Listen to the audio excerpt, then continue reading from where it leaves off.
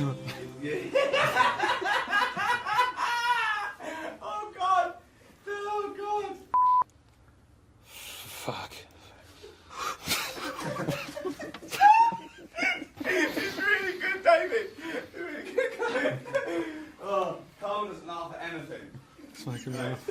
No, okay. Right. Right, do you want to go out? Sorry. I don't know if I could do this. Oh my God. Fucking hell, she's looking good. See how Christian she is with a couple of these in her fucking neck.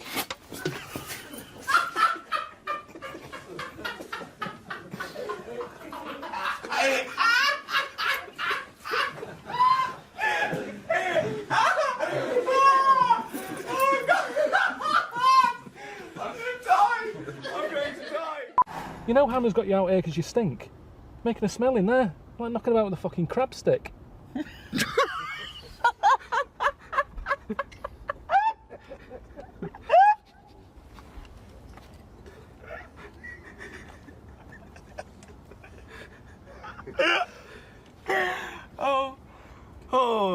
Worst style ever. Well, whose head is it? My head. Yeah, it's yours. I've got to look at it. That's what he says as well. He says it's not just the hair, it's the head. Completely round, egg-like thing with a V on it, a little strange face, gimp face, and then...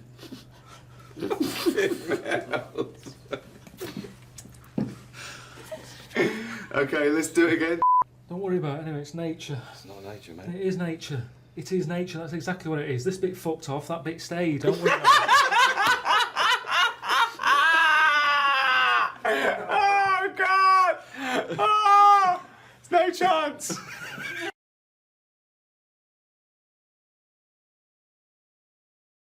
And this is what we need to do. We need to get out there and say, this is how it works. Educate them. Okay, so let's do this then. So it's just with the seeds. You're not giving them a... so I'm a starving African.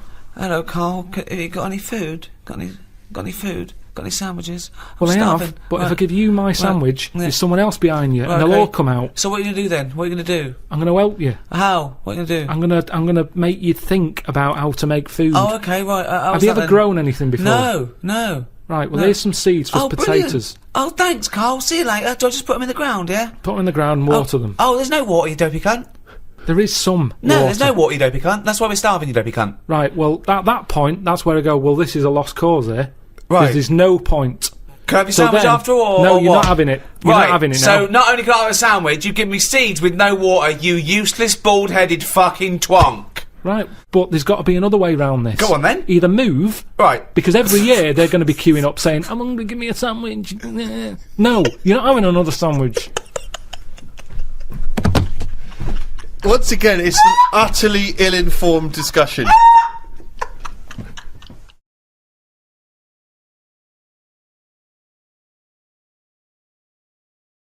Would you say you've ever been brave? Because I was thinking before we did this, I can't think of a time when I've ever been brave. I don't think I've been cowardly. I've just never been in a situation where I needed to be brave, particularly. I've always managed to avoid fights, conflicts. Yeah. See, when I was in Salford, I'd nipped to Greggs to get a pasty. I heard some bells going off. I came out, just thought, I don't know what that is. Went over to the car, sort of thinking, I can't wait to have this pasty when I get home. Cup of tea, nice cup of tea, maybe a bit of bread. I love the fact that his head was just filled with food because he was buying food and thinking food. When he's eating, I'm thinking I'm eating food. Just one big globular mess of food cells in his head for the duration of the food experience. I can remember that food thought going on now, and it was probably like 15 years ago. But I remember how happy I was. I'm out at the Greggs, I've got what I want, I'm on my way home, this pie's hot, it's going to be hot when I get home, it's going to be a nice cup of tea, bread. These are the things you save, and yet you forget really important facts. Yeah, he doesn't know why wars are happening, but he does remember this. Yeah, but listen, this is why I remember it. Like I said, you forgot the bit that I said. A bell going off. I don't know what's going on there. I'm walking over the road, put the key in the car, I turn round, bloke comes running out the post office, obviously the bell's gone off, he's got a big shotgun, balaclava on, and he stops and looks at me. He's there with a big gun in his hand, and he's looking at me, and I wasn't scared. I just was thinking, does he want me pie? I remember thinking, if he said, I want that, I'd have to give it up. So a man with a gun. I told Suzanne, she said, no, he was probably thinking about nicking your car. He's got What, your he key. didn't have a car ready? He came, No, he he had the legged it. balaclava, the gun, and goes, fuck me, I forgot the car. In the end, he sort of ran off down the back alley. I love the fact that he looked over at you for a split second and you thought he might be interested in your Was pie. there other people around? Were you sure this happened and you weren't reading a comic book? No, it happened. And so he looked you in the face. He saw through you. his balaclava, he made eye contact. I looked at him. Everything sort of stopped for a minute. And then he just sort of legged it off down the back alley. And what did you say to the police when you obviously were? I didn't. I just went. Were you a witness to the crime? Had my pie. Like I said, it was warm. It's not going to stay warm forever, is it? But when it was on Crime Watch a few weeks later, No, it wasn't. That's what was weird. I said to Suzanne, "Oh, let's watch like Ground Reports tonight. See if I'm on the telly or anything." Nothing. Didn't even get reported. Why would you be on the telly if you just ran Just away? didn't say CCTV or something like that. If I was involved in it, they went, "This happened today in Salford, outside Greg's. Are you this man with the pie?" I wanted to make sure I was well out of this one. Because Suzanne sort of said, "Oh, should you get involved?" But you shouldn't get involved because then I'm at I'm at risk, aren't I? Nobody Well, was there you killed. are. We're back to bravery again, aren't we? Yeah, it is bravery. Go on then.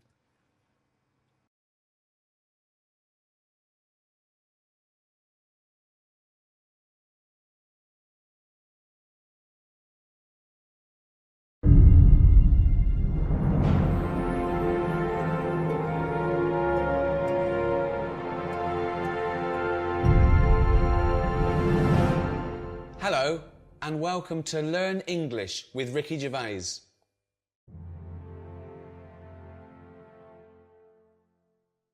I'm Ricky Gervais. With me, Karl Pilkington. All right.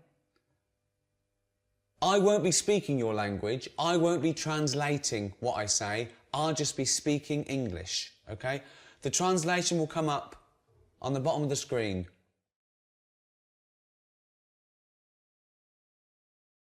This is my friend, Karl Pilkington. He is bold. He is bold. He has no hair. Karl Pilkington has no hair. Yeah, I know. They can see I've got no hair. No, I know. Well, what do they need to know that for? If they learn a language, Yeah. bald isn't a bald head isn't that important. Teach them how to ask for bread or milk. We'll get to that, but this is about sort of friendship and family, you know. So it's all useful. There's so many words, you know, they might as well start somewhere. There's too many words. There's a lot of words. Lot of words.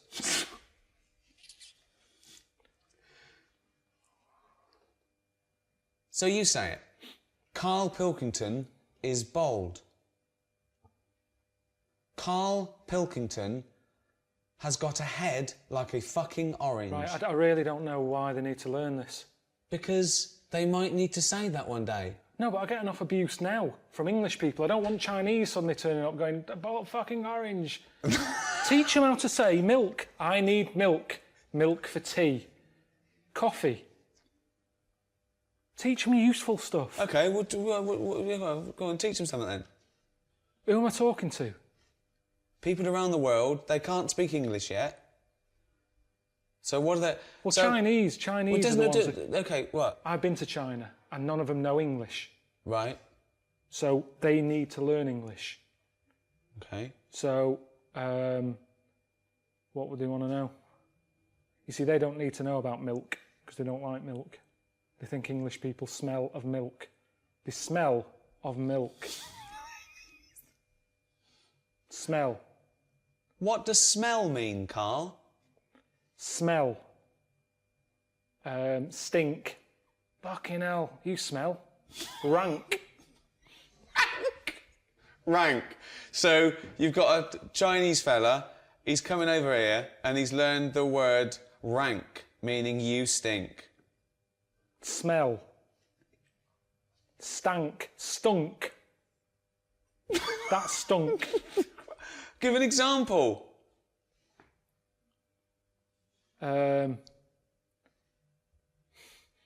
You smell. You shit. Why are you teaching them? Because you told me, you said they want to know about smell. Yeah, Right. But why are you teaching them without prepositions and proper grammar? Why are you teaching them to speak like this? Stink, you shit. Why are you teaching them to speak to just speak proper English? Right, okay then. Always speak proper English. Okay, tell them. So what do they want to know? Well, what smell mean? This is, okay, Smell. This is about, So we're featuring the word okay, right, smell. right. Smell. This is about the word smell. Right, when something smells, they know what it means. It's when something stinks, when it's Well, no, off. it doesn't always mean that, because it's also a verb. All right, a nice smell. It's also a verb to smell. It's a verb. Smell is a verb. Yes, but what they've got to remember is if they go up to someone and go, you smell, it's not always positive. You Right. wouldn't, you say you smell nice, Right. but if you say you smell, they'll get a smack in the face. Smack in the face. Smack in the face. Carl, what's a smack in the face? When someone thumps you, thump. The worst English lesson ever. Right, okay. Okay. What would they want to let you see? That's why we've got to focus on. Are we focusing on Chinese? No. Well, we Just- should, because different people want different things. Right, So what would Chinese want? They come to England. right. What do they want? Why are you talking to me like I can't understand Because English I'm now? trying to think out what to be clear to them. Okay. So I'm Okay. dropping out. So forget where they come from, wherever they come from in the world, they all want the same things. No, okay? but words don't mean the same thing. At certain places, there's people where it stinks in the world. They wouldn't come to England and need to say it smells because they're from a smellier place. No, they're not. Yes, they are. Milk. Let's do milk. Okay, let's do milk for anyone who isn't English. Okay, okay, okay. We will act out a scenario now where you might need milk. Okay. Okay. Hello, Carl. All right. Would you like a cup of tea? Yeah. Yes, please. Yes, please. Strong. What tea bags have you got? That is a question I ask because it all depends on the amount of milk. Do you have Thai foo? That means more milk. Thai foo does not mean more milk. No, it's a very strong tea bag. Right. Twinings, little bit. This isn't. They don't need to know the details. This isn't a travel guide. This is English for people Right, who start can't again speak. then, start again then. Okay. Hello, Carl. Oh yeah. Would you like a cup of tea? Yeah, I'd love one. I'm gasping. How do you like it? Strong, no sugar. Tea bag, okay? What? Yeah, tea bag. Yeah.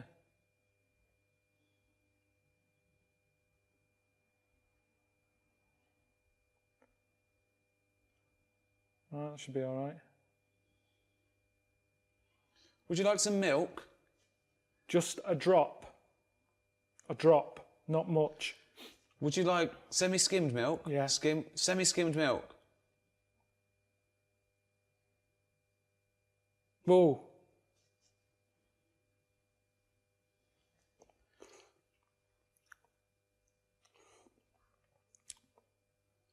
It's all right, that. Carl is enjoying his tea. He had it strong with a drop of milk. So that's the basics. In England, we like to drink tea. We drink tea. We also drink coffee. We also drink beer. Let's go shopping. So I'll just come into a shop, okay? Tring. Afternoon. Hello. Oh, yeah. I want a fish. What sort of fish do you want? We've got loads. What sort of fish are there? Loads. I haven't got time, to be honest. You've come in at a busy time. And have a look and come back to me. And I don't know what type of fish is this? That's a kipper. Okay. A kipper. What's a kipper? Chinese and Japanese know fish really well. They Okay. don't need Stop thinking we're just talking to Chinese and I don't know where the Japanese came. It was just Chinese people. This is for anyone who wants to learn English. Anywhere around the world. There might be Spanish. There might be French. There might be German. Okay? Why do you only care about the Chinese learning about this? Because most Spanish people can speak English. They've been taught it. But all right, kipper. Okay. It's a fish. It's sort of a fishy sort of fish. There's some fish that's more meaty. Tuna. What sort of thing are you after today? Is this for you or for someone else? This is for me. I'd like to buy a fish, please. Right, but surely you know what kipper is. Look at it. Look at the fish. Here it's called kipper. Where are you from? I don't speak English. I'd just wrap any old shit up and give it you. You'll like this. Tenner. Rip you off. Because I'm busy. And that's what happens in this country. That's what they want to be careful of if they're watching this. If you come into England, don't be ripped off. Rip off. Conned. Taken advantage of. Done up like a kipper. Done up like a kipper. Look at this foreigner. I done him up like a kipper. This is when English gets complicated because kipper, a lot of English words can mean many things. Where?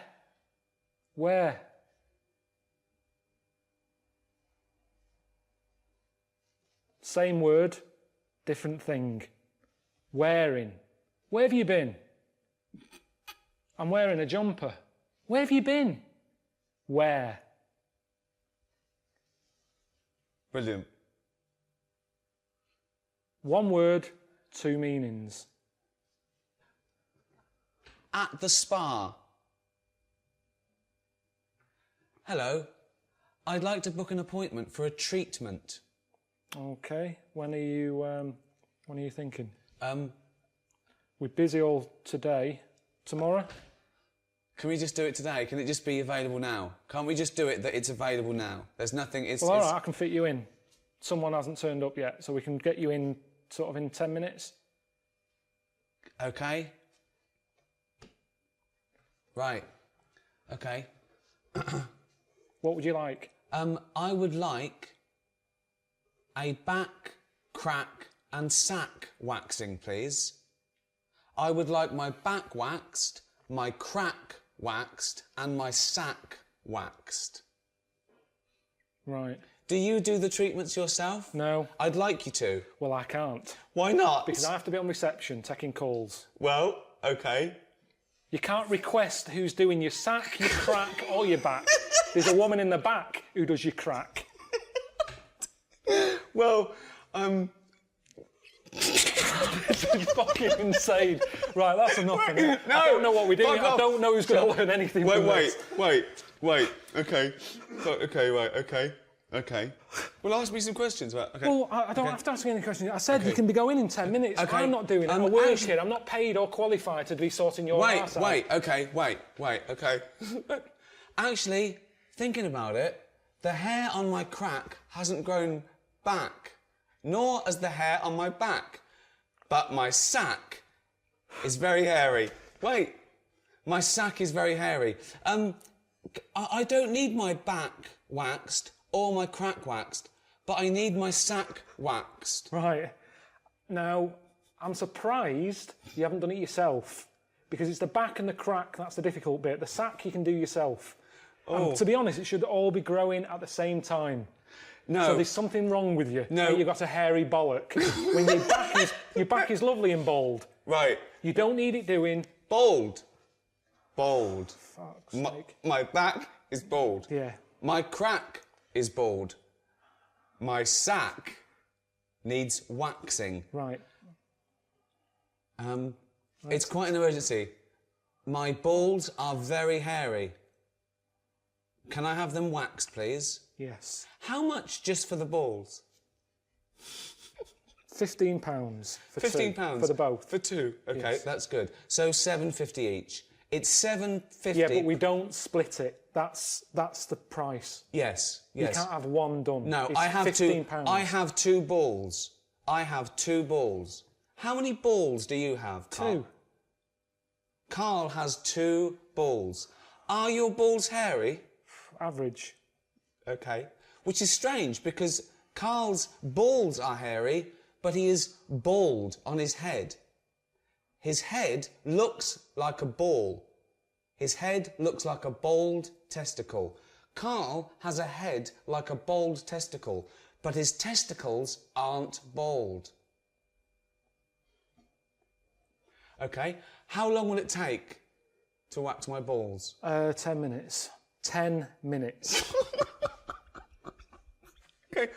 OK. So it's £15 and 10 minutes. Can you do it? Can you do it now, please? No, I won't be doing it. You'll Why? be meeting Leslie in the back room. I don't really. I'm a little bit shy. I know you. Could you? You don't know me. You've just turned up. Could you wax my balls? No, I'm not waxing your balls. Bollocks. Scrotum. What else is there? Testi. If you're having one done.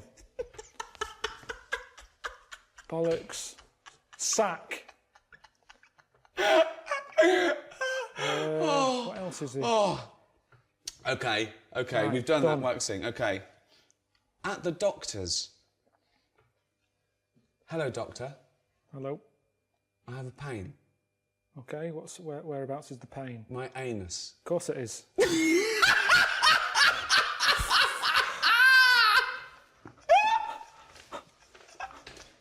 None of this is worth learning in a language. You go home. If you're ill, go home. No, if a foreign fella is in this country He can go to the doctors and use our NHS system if he had an achy arse.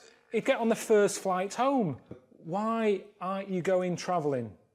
You're here as a tourist. Yes. Yeah? Right, well, see London. Instead of worrying about your hairy bollocks, see the London Eye. The London Eye. Tower of London.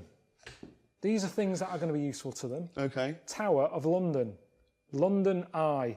Buckingham Palace. The Queen. I've never been on holiday and had to have my anus seen to. I haven't had to have it seen to whilst I'm here, at home. Give them useful words. Fromage. Why are you teaching them a French word if we're teaching them English? I'm just saying useful phrases. Right. I've got a headache. OK. What would you do? OK. What scenario would you do to teach them?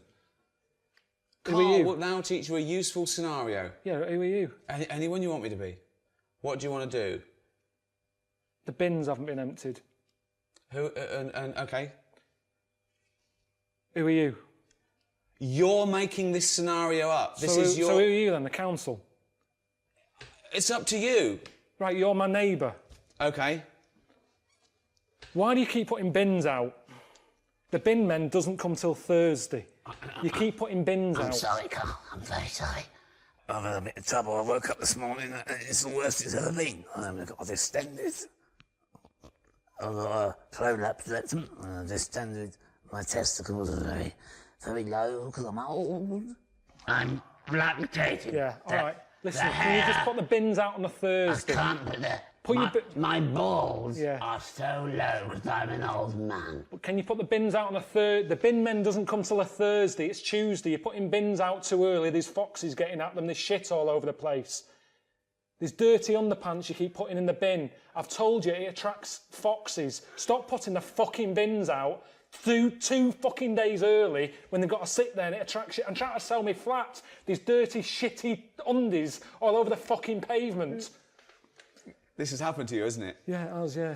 Did it really? Yeah, it has. What did you They do? don't give a shit. They don't give a shit.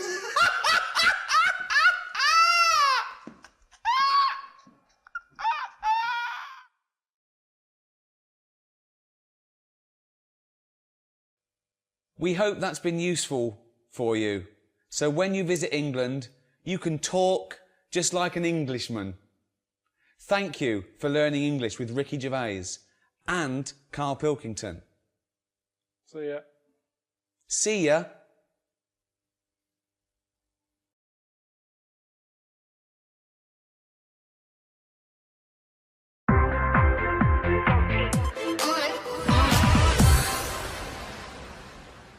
I'm about to embark on my travels with Mr. Karl Pilkington for the short way round. Warwick Davis talking about his latest project, a travel show with an idiot abroad star, Karl Pilkington. It's going to be interesting, I think, would be a word to describe that. I don't know what I'm getting into yet. Well, if the rumours that have been circulating for months are to be believed, it's thought Karl's going to be on a bike with Warwick in the basket, but the actor refused to give away any more details.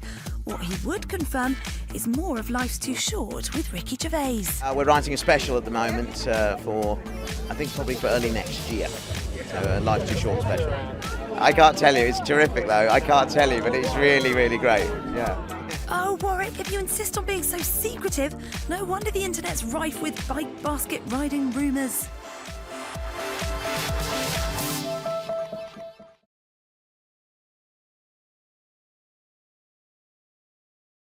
Hey, thanks so much indeed for logging on. There is even more exclusive material and behind-the-scenes stuff about The Office on this web page. That's the good thing about the internet, that you put loads of shit on there. Doesn't matter how long it is or how fucking boring it is. If you want to stay up all night watching something, you can. You will. When we went along to the BBC in about 1999, and they said, do you think it's going to be a sitcom? We went, yeah. I said, as long as I'm in it, we write it and we direct it. And they went, well, I said, no. I said, if I don't get the main role, we direct it and we write it, you can walk. And Steve went, in future, Rick, can I do the talking?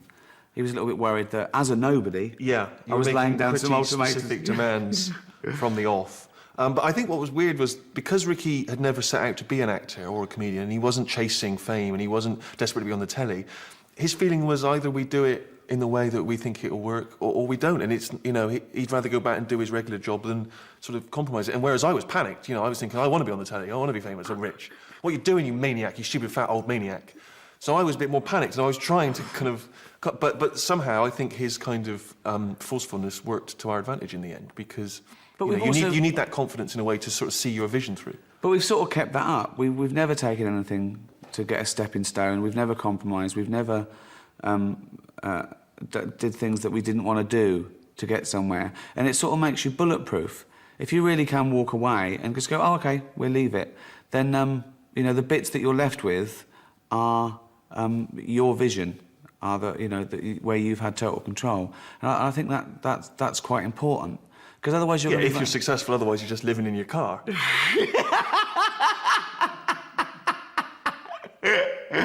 Oh, dear.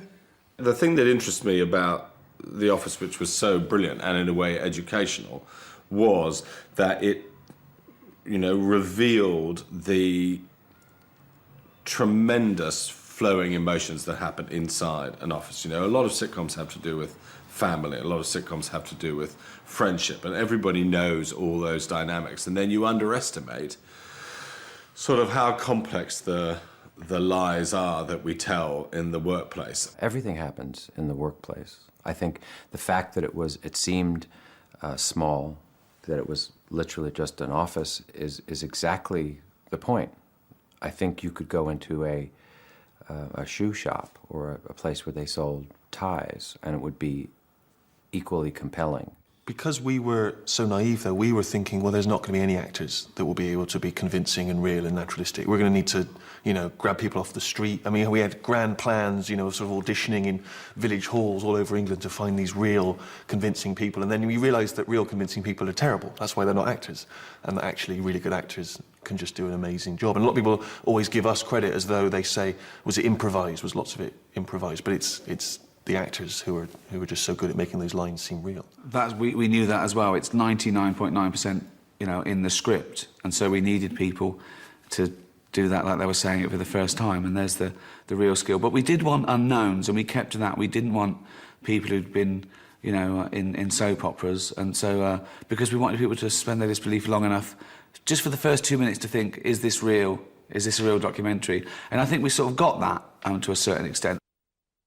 One of the things that Gervais and Merchant have really got right, that so many people get wrong in comedy, in sitcoms, is that if you're going to have a character who is a twat, and a bit obnoxious and whatever. The way to make them watchable is to make them also lovable. I think that David Brent is probably a good boss for a paper company, you know? I think that, you know, he's big on morale. He's entertaining. I don't know, like, I think people would sort of be fortunate to have David Brent as a boss at that stage in the game. But maybe I'm just thinking that as a guy who I would just be laughing constantly at this guy, you know? It must be really exhausting being Brent, mustn't it? It's you are looking around and at a room full of people plus a camera and needing to assess really quickly in your head how you have to be to please each one, make each one think you're funny and each one respect you.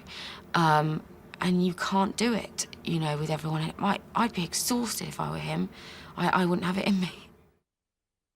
I liked Tim very much. I really liked him. He didn't seem a million miles away from me in terms of his sense of humour or in terms of his self-deprecation and his... This is a dangerous thing to say now, but in terms of his wit, you know, I like funny stuff and he likes funny stuff and he sort of likes taking the mick and so do I. Tim's job is to just, sort of like Chandler's job was, to just be an observer of all of it and, you know, let us in. You know, he's the guy that is making fun of it and making comments about it and letting the audience know it's okay to laugh at the ridiculousness of this, you know. Tim, of course, is us. Tim is the normal audience watching. And, you know, Tim's look to camera was sort of saying, are you getting this? This is what I put up with every day.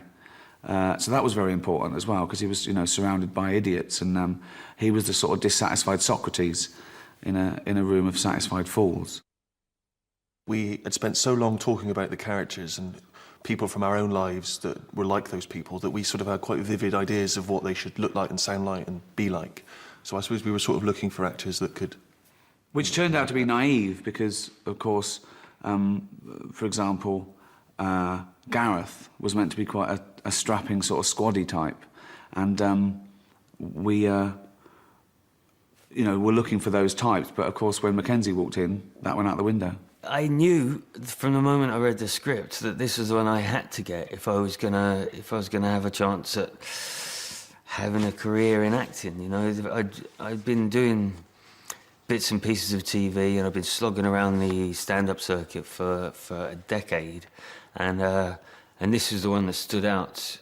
The script was just so good, and I knew that this was the one I definitely had to get, and so I had my heart set on it, yeah. Gareth said these such awful things, but in such a delicate way, and I've never seen it done before.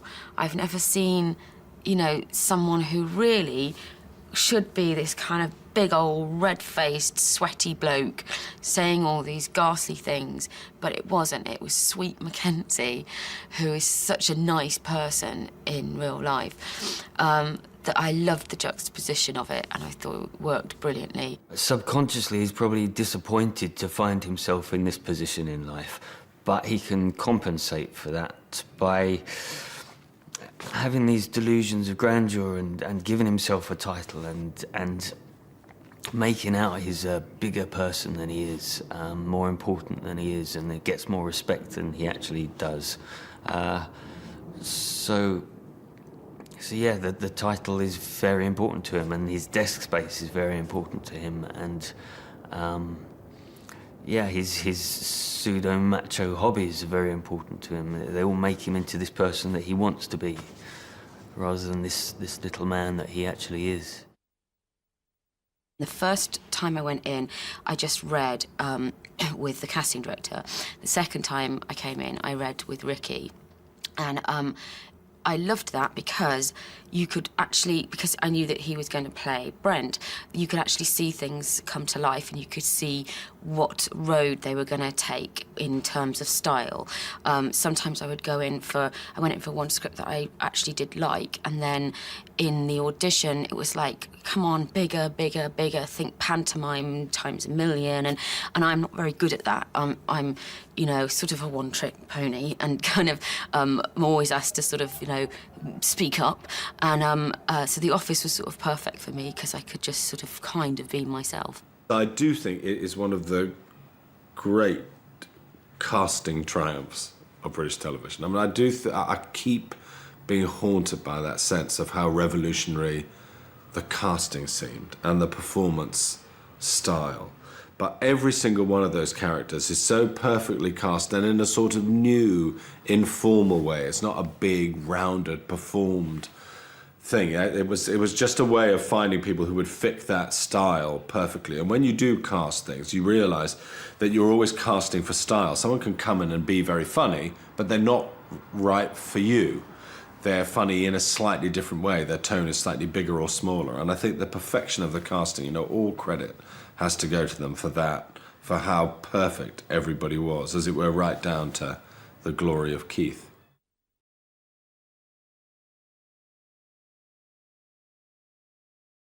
I'd be more confident if I had someone else's body, because if anyone dissed it, I can go, no, it's bad, innit? But it's What not are you mine. talking about? Well, it's like, say... as opposed to someone else's head? Yeah. Well, What, it you'd wouldn't be rather- me, would it? The head is me. Well, of course it is. That's what I mean. Yeah, So the what do you head's mean? me. You'd be happier having someone else's body? What, than your own? What I mean is, say if you're wandering about, for some reason, there's an incident. You have to take your top off and that, and everyone's looking at you, right? And you're a bit sort of, you haven't got the muscles and that, you haven't got the six-pack. Right. Which isn't that nice anyway. I don't know why that's become a nice thing, really, seeing the insides of you. You might as well... I mean, I know I came up with the see-through skin idea, but it's a bit weird, isn't it? You can see stuff. No, it's the muscle in front of the...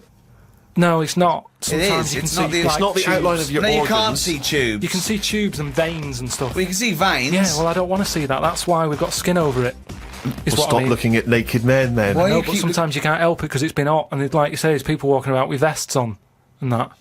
So anyway, what I'm saying is, say if some incident happened, I'm walking about with my top off. Right. Girls are laughing at me, right? Why? Dunno, they might. Yeah, go on.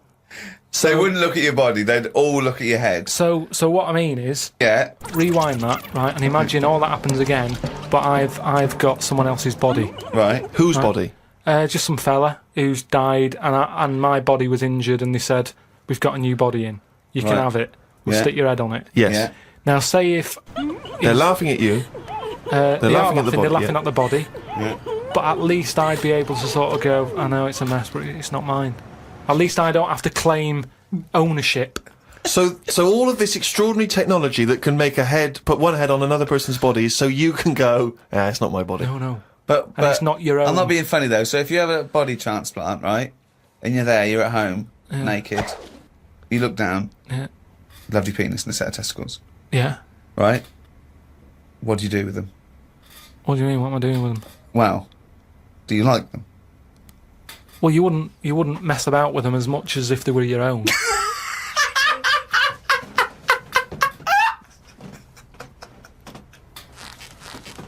But if you did mess about with them, would you feel guilty that you were messing about with another man's testicles and penis?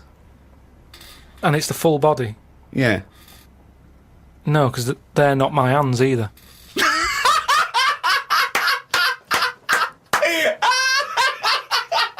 You're a genius! You're a fucking genius! So what you're doing is watching someone else wank. Yeah.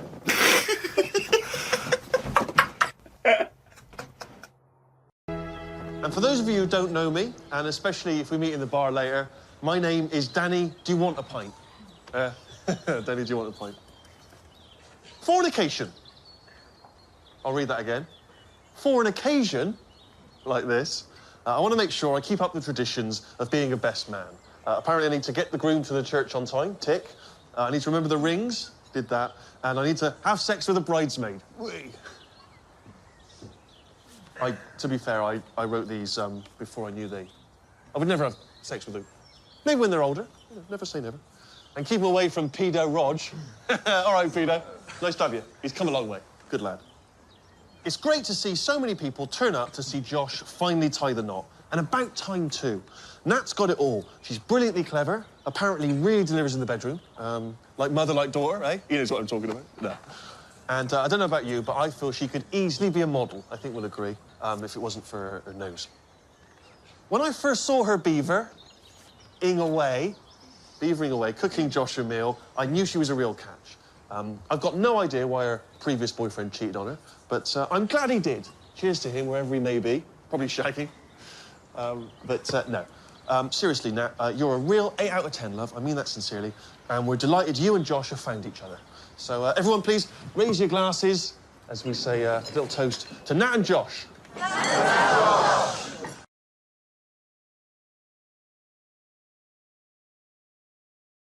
We do, of course, Rick, every week get thousands of emails. Emily from New York has asked Karl this. Karl, if you were on a sinking ship or you were in a burning building and you were with myself and Ricky, but you could only save one of us, I don't know why that's the case, but you can only save one of us, who would you save? Would it be Ricky or would it be me? I think it's a two-man dinghy. Right, okay. Possibly. And we're trapped, and he knows that if he stays there to get both our legs out from under this thing... the girder. Yeah, he dies, so he's got room, he's got time to save one. It's obviously me. It's hard to say, isn't it, at this point? What, because Steve's in the room, you mean? Well, no, just because we don't know what the situation is. Okay, well, let's say we're on a sinking ship, all right? So you're going to have to rescue one of us, drag us into the dinghy. It's going under. You know, in 30 seconds, okay, this ship's going to go under and drag you down and you're going to die, right? And our legs are trapped and you've got enough time to untangle one set of legs. Whose legs do you untangle? Now, just because my legs are long does not necessarily mean it's more complicated. No, it's exactly the same amount of time. Just have to make a choice. A terrible choice that Steve would not, hate you for. Well, no, listen. He won't be around for long. He's going to drown in 30 seconds. Forget him. Bear in mind this, Karl. You are going to be stuck in a dinghy with Ricky Gervais, and who knows how long that's going to take. Think of all the head squeezing that's going to be going on, the comments, the wind-up. And do you honestly think that he's going to, if there's any provisions, that he's going to split them evenly with you? I mean, he's going to have drunk all the water, and there's only going to be about half an hour in. The food's going to be gone. Look at his gut. Look how much, of the food he's going to have to eat, the baked beans that you've got on board. Whereas me, you know how generous I am. I'm always sort of helping you out. Oh, there we go, Karl. I think he's put the nail in his own coffin there. You know how generous I am, Karl. Let's talk about that, Karl. Come on, think about that one. Yeah, I mean, have you forgot about that, Steve? What? The time when we went for a coffee and we had to have a bit of a heated debate about the 50p change. Yeah, you owed me 50p, and you decided you didn't want to give it to me because it was only 50p. And my point was, it's not a question of 50p, it's the fact that it's not your decision to decide not to give it to me. If I wanted to be generous, that's my decision. But you can't go, oh, it's only 50p, Steve. It's my decision who I But say you just given him a free keg of beer. Yeah. But that did not come to you, and you didn't pay for the free keg of beer. It was a promotional thing that was sent to you. It's the same thing as the way I gave Suzanne my leaving present from my last job. A lot of people may not be aware of this if they haven't heard us talking about it before. Yes, but you had a gift from your work as you were leaving after however many years of service, which you then gave straight to your girlfriend without telling her that it had been received from people at work. Doesn't matter. She wanted a camera. It's the same thing as you. You wanted that lager that I got for free. It hasn't cost you anything. It doesn't matter where I got it from. So you now decide, because you've given me a free crate of lager, that you can now say, oh, actually, I'm not, in the future, I'll just take your money, Steve, on a whim. Well, listen, stop arguing like this. You're rocking the dinghy. Karl, have some of my cheese. Imagine if he would ever say that. Can you imagine him ever offering you any of his cheese? Are you going to save Karl, mate? I don't want to say. Well, think about it, and I might do a sort of a for and against or something, and then sort of so the conclusion is okay, all right.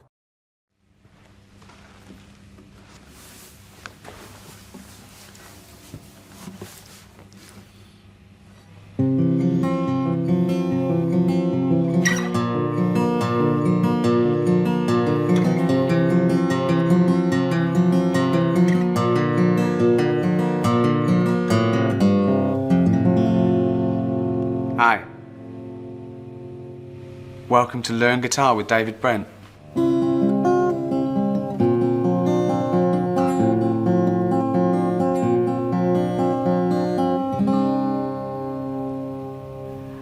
Before we start this lesson, got a little surprise for you. Just to spice things up, literally. Remember this guy, Dom, from Equality Street? That's going down a storm still. Isn't it? People love the rap and that. Yeah, well, I like the tunes as well. I've got another tune for us to do together. This one is, it's a little bit reggae, a little bit calypso, hence the, you know, and have you got a rap for it? Yeah, I wrote a rap. It fits, I think. Like there's like a little sing-songy bit as well. I was gonna get this girl Tanisha to sing it, but then she got busy with like prison and that. So if you can, it's just not like a 4 problem. lines. Not a problem. Yeah? Not a problem. Cool. Yeah, the rap hasn't got anything about dwarves and wheelchairs in it it's this time. it's a different concept. Because you know I love dwarves and people in wheelchairs. You know, in fact, I would love a dwarf in a wheelchair as a mate. I've said that before. When you never said that. I do, yeah. But you know, in song form, it's a downer. You know, keep that sort of thing to documentary. Right, So, yeah, it's as I say, it's sort of world music. It'd be good to get the band round it. So you know, a little bit clip. So steel drums, all that.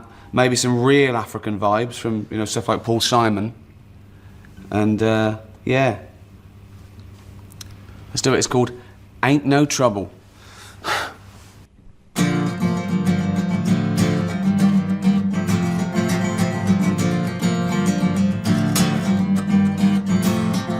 I can work all day just to earn $1. I can break my bone, you never hear me holler. I can lose my home, I'm kicked out in the street. If my baby's by my side, then life is sweet. 'Cause ain't no trouble like trouble. If you lose the one you love, ain't no trouble like trouble. If you lose the one you love, ain't no trouble like the trouble. If you lose the one you love, ain't no trouble like the trouble. If you lose the one you love, you can take my eyes, Lord, leave me blind. You can make me lame, Lord, I'm sit on my behind. And I still won't beg, Lord, and I'm no hero. If my baby's by my side, Lord, you've taken 0. Ain't no trouble like the trouble. If you lose the one you love, ain't no trouble like the trouble. If you lose the one you love, ain't no trouble like the trouble. If you lose the one you love, ain't no trouble like the trouble. If you lose the one you love, I could lose my job. But it'll be fine, 'cause I can still find the odd snob to rob. I could get chucked out of my mum's house, but it could be fun sleeping rough when the sun's out. Lose my voice, but I've managed to still do some sick rhyme damage with sign language. Take what's mine. Almost anything, Xbox, wedding ring, fish tank, terrapin, poke me in the eyeball, pull out a gun, say something spiteful about my mum. Tease my dog so he doesn't even know it by going to throw a bone but just pretending to throw it. Make death threats, yeah, and I have to guess where. Then when I get there, pull out my chest hairs, headbutt me in the nuts if you want. 'Cause ain't no trouble like losing the one you love. Ain't Come no on. trouble like trouble. Yeah, when you lose the one you love, lose it. Ain't lose no it. trouble like the trouble. Yeah, If you lose the one you love, ain't no trouble like the trouble. Trouble. If you lose the one you love, ain't no trouble like the trouble.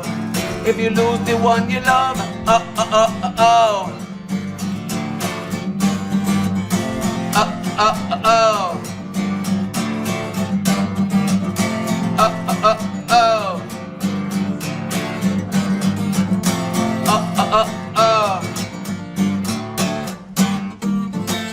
Yeah, what? Why'd you? What? No, just the D thing, like. What do you mean? When you lose D1, the one D1. Ain't no trouble like the trouble. No, how the lyric goes. When you lose the one you love. Lub. Where you got lub from? Ooh, you don't know.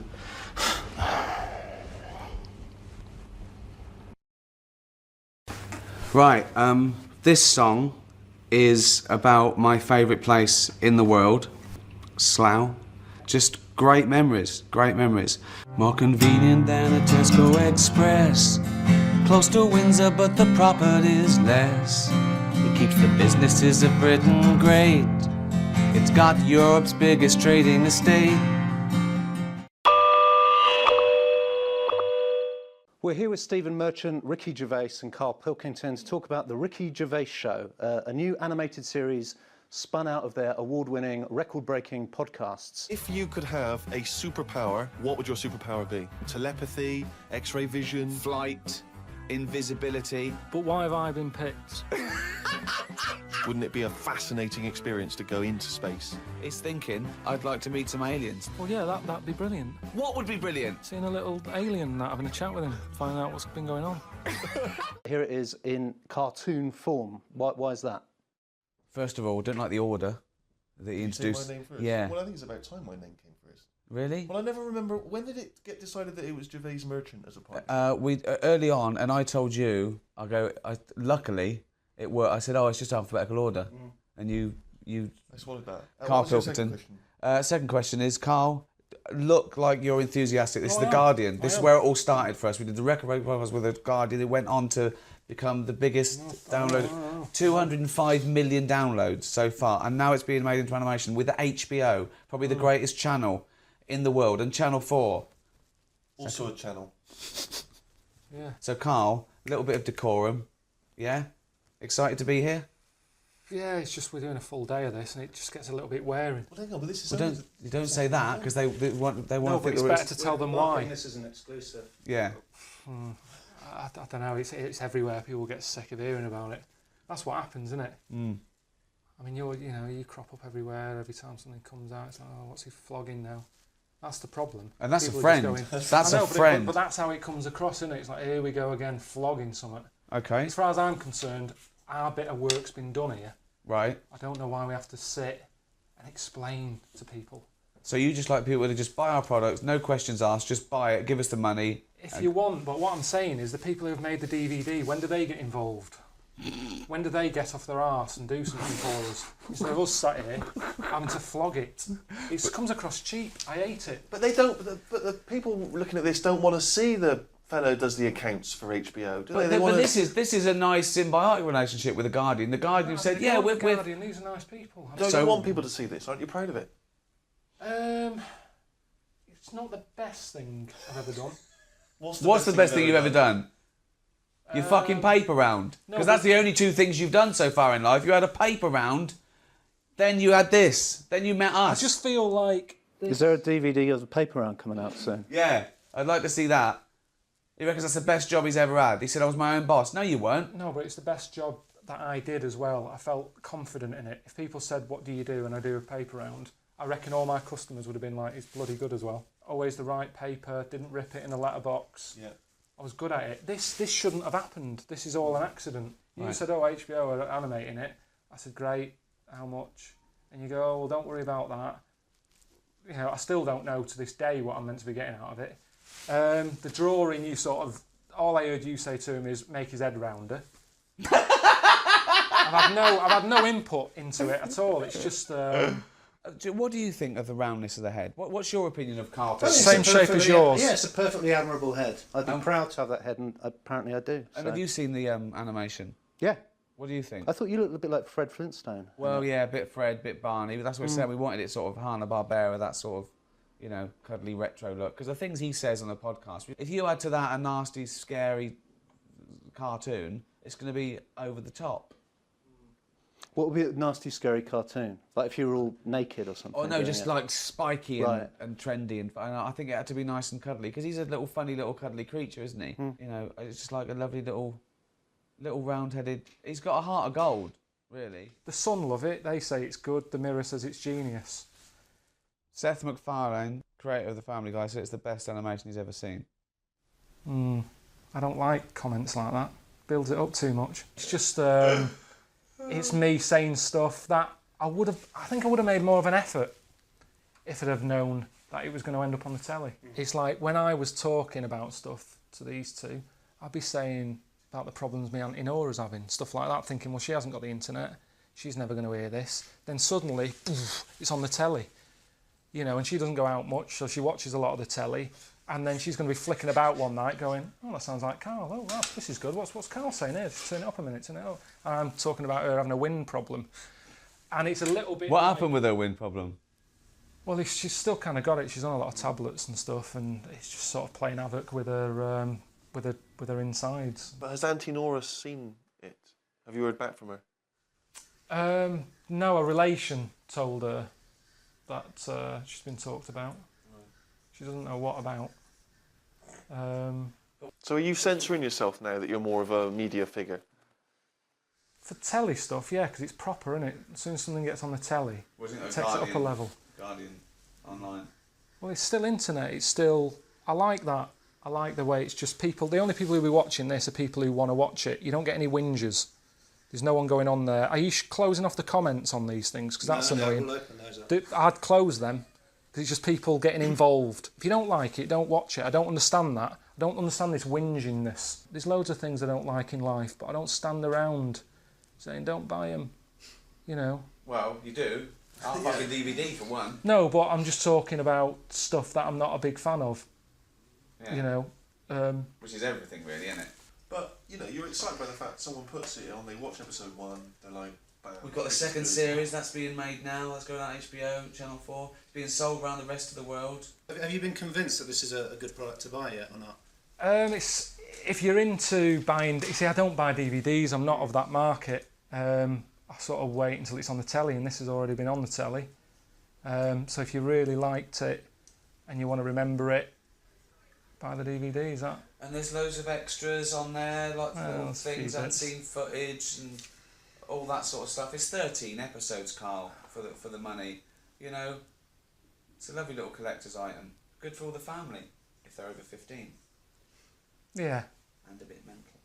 Stephen, any thoughts on this new... I haven't seen it. You haven't seen it? I haven't seen it, so I don't know. But I'm certainly looking forward to my free copy. I shall... It's not free copies, but you do get 30% discount. Great, that's even better. So, it says it's genius, the Daily Mirror.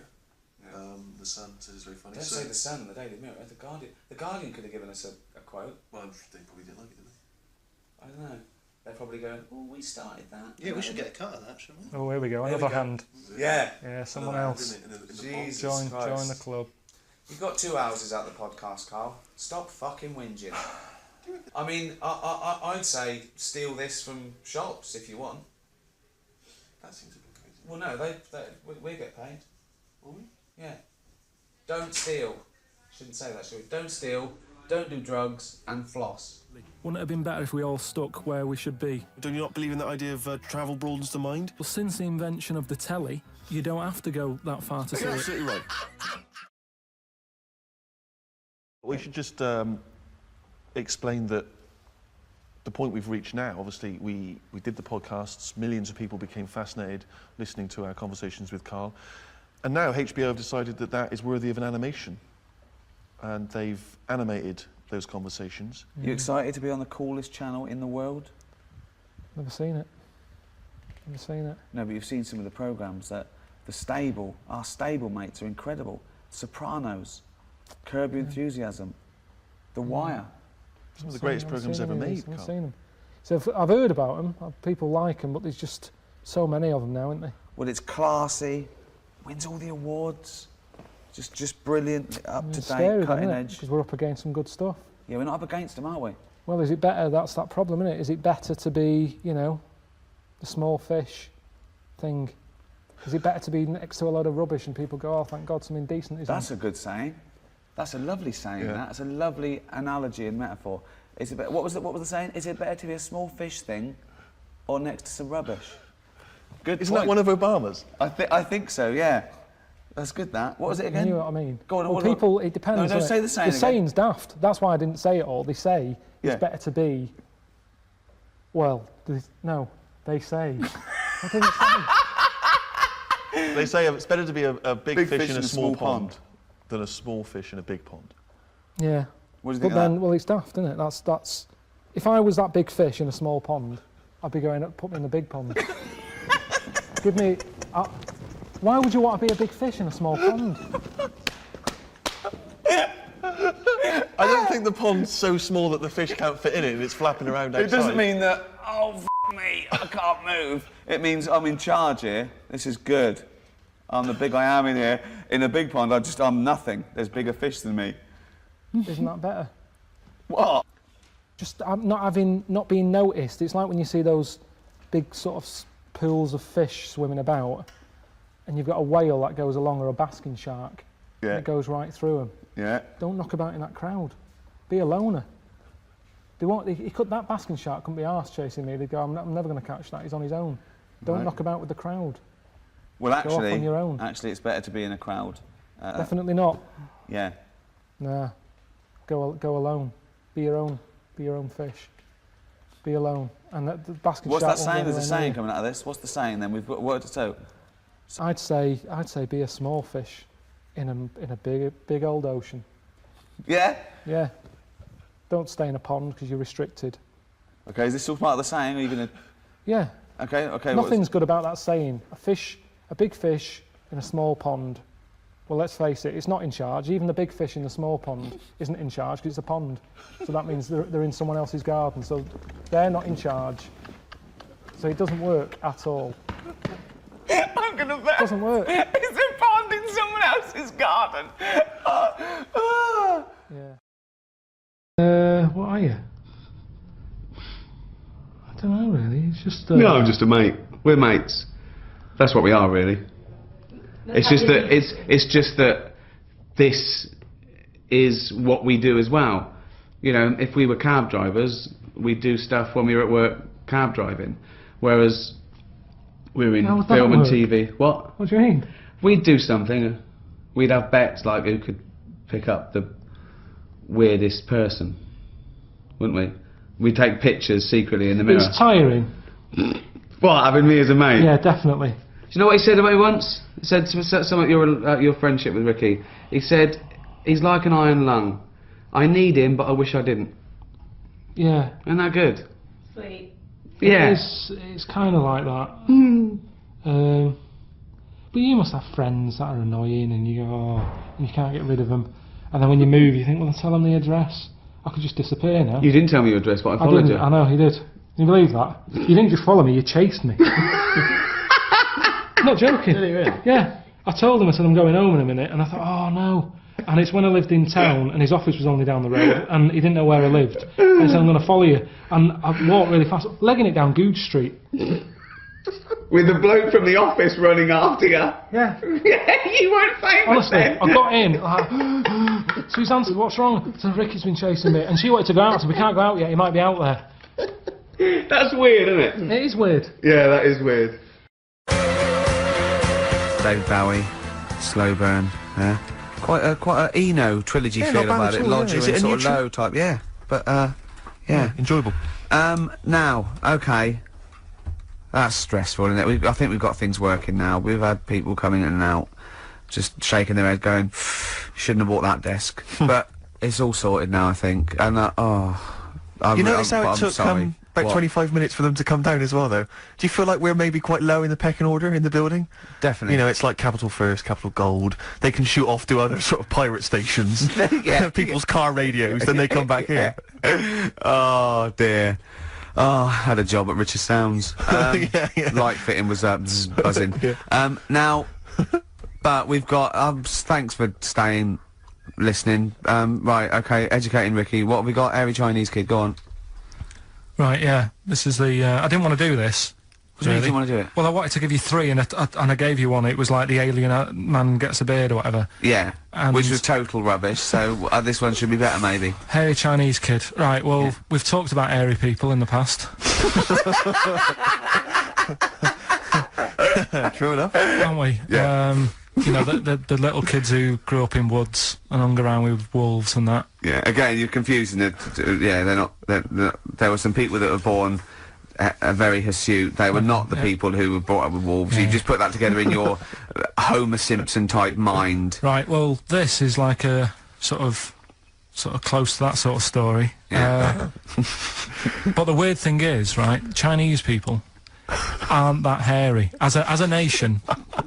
No, seriously, that's a well-known fact. They don't have that much body hair and stuff. Okay. So this little kid who was born over there. he was like covered in stuff. Was he? And it was only his nose that wasn't hairy. The rest of his body was caked in hair, right? And his hair sort of What grew. sort of hair was it? Was thick hair. No, what I mean is, was it sort of like a pony's mane, so he just looked like an Ewok? You know what I mean? Just like hanging down sort of straight, dark hair. In the picture, it looked like it grows from his eyebrow. It grows from his eyebrows quite thick, and then it just goes all the way over You his don't head. think it was just really long eyebrows that he'd done a comb over? No, it was all over his body. It had a picture of like his back and that. Yeah. And had he styled it? Had he styled it at all? Did he have it in a quiff or? No, it was just hanging everywhere. all over him. Yeah. And they were like, you know, this is a bit weird happening in China, where we're not normally that airy. That was the scientist speaking there. Yeah. And the local press and that were getting him down, calling him Monkey Boy and all this. Oh.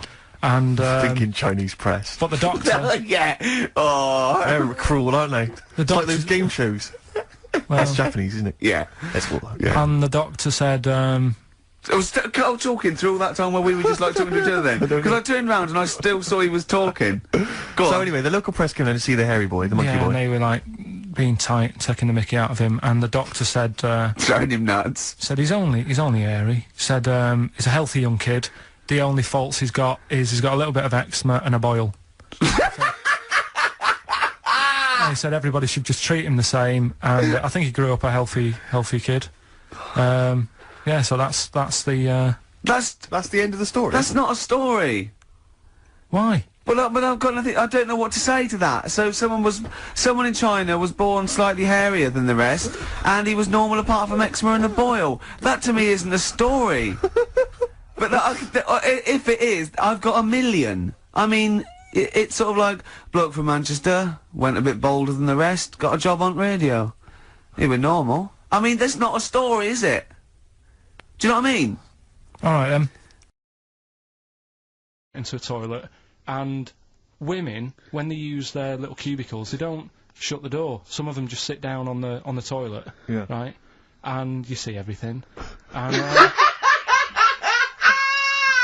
no, seriously, that's probably one of the first times I saw like a woman. Yeah. That, right? And my Auntie Nora when she was staying over. What happened with your Auntie Nora? She was she's into wearing caftans. Into wearing what? You know, caftans. Oh yeah. What caftans? Big bellowy sort of dresses. Right. And yeah, I used to sit on the floor at home in front of the telly. Sure. She was on the chair behind. Yeah. She did a bit of a sort of a Sharon Stone scene. Oh God. Yeah. Did you see it? There was no underwear. No. What age were you? What was it like? What age were you? It was like a ripped tennis ball. So. What? Right, we're off air. We're off air. Either that or put us in for the Sonys. Hey there, welcome to the Drawing Codex. In this video I want to do a simple drawing lesson covering one thing. How do we draw the figure from different angles? How do we draw it from above, from below, etc.? This is one of the biggest challenges that faces the artist at the outset, and even when you're well into your artistic journey, it can be a real stumbling block. And what I want to do is give you a few really simple exercises and ways to think about this so that you can practice. Now, obviously, this is something that relies on a lot of foundational perspective, and there's a lot of moving parts here, but I think there's a couple of key concepts that you can apply straight away, even if you haven't fully fleshed out your drawing foundation, even if your perspective is not 100%. I think there's a lot of things that you can take away and start practicing to make sure that your figures look as if they're grounded. Anyway, let's jump in and get started. Alright, welcome again to the Drawing Codex. My name's Tim McBurney. I've been a professional working artist for over 20 years, and on this channel we're all about drawing cool stuff from our imagination, embracing the challenge of drawing, and mastering the craft of line and color illustration. If you want to learn more about line and color illustration, you can check out my free quick start guide. It gives you my basic advice for how to get up and running quickly in Photoshop with a line and color style. I go over how to build a simple, reliable process in Photoshop, and I give you my tips for going from thumbnail to the finished image. I also give you all the brushes and all the basic stuff you need to get up and started with the line and color style. This is where we create worlds with simple line and color. So it's not like there's a lack of information on these ideas of how to draw the figure from different angles. The basic idea, as should be pretty obvious, is that we combine the simple idea of taking a mannequin, of taking a stick figure, and then we basically just rotate it in space. The problem is that's easier said than done, and it's hard to know how to approach it. In the same way, you can read Andrew Loomis's book, Figure Drawing for All It's Worth, which is great, and it has a lot of information there. But again, I think the challenge for me when I was figuring out how to do a lot of this is, what do I start with, and how do I actually make that apply not just to the standard human anatomy, but maybe how do we make it apply to more cartoony things as well? I think what I want to do is, again, try those two dual concepts. One is, again, how do we draw the standard mannequin, but also maybe something a lot more cartoony may also help us to understand how this functions, so I can demonstrate that to you. But basically what I want to try and do is give you a simple exercise that you can go away and either follow along with me or take with you and just practice in your sketchbook as you go. Now, this is one of those concepts that I think is really important. And when I was starting out, again, I'd have ideas and they'd often be stifled by the fact that I couldn't draw characters from all sorts of different angles. And it took me a long time to really figure out, how to do that. But I think it's important to note that often when we are drawing things that, you don't always have to draw things from crazy angles. Not everything has to be some ridiculous, amazing angle, where you're drawing stuff from a crazy, sort of action pose where there's a million characters. You can see, right, like this panel here is a little bit like that. There's tons of characters, they're all fighting. Camera's low. That's important. That's a little bit different to what I want to do. And again, in this exercise, because in order to do that, you kind of have to begin with the basics. You sort of have to really, really understand the simple way that perspective and boxes and box sort of logic or theory relates to the figure. And this is actually a really good way, just practicing drawing that mannequin and that figure from different angles. It's a really good way to understand the concepts of proportion and structure and just how you actually go about building something that kind of looks solid but is viewed from an angle that is maybe more interesting or exciting. Anyway, I don't want to go on for too long because I think you get the basic idea of where we're going with this. Let's jump over to the drawing table and get started. All right, here we are at the drawing table. Now, as I said, in most cases when you're drawing comics, you are working within a fairly limited framework of poses and things that you need to create, that you need to kind of make real from your imagination or from the script.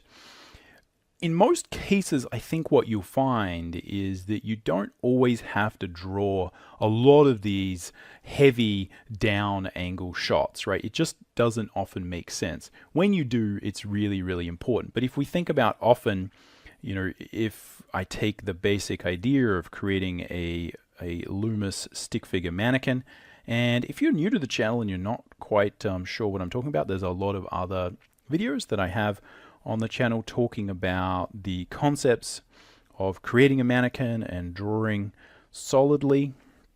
And I'll link to a few of the basic ones in the description. So check that out if you might get a little bit lost with exactly what I'm talking about here. But the basic idea, as you may know if you've looked at these concepts before, is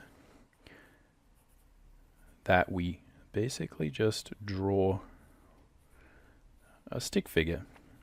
Now, you can think about the basic idea here being that maybe you might have a panel where there's a few characters, right, and they're talking. So there's lots of situations where you might want to frame a panel or an illustration or whatever you want to do, right? You might have lots of reasons.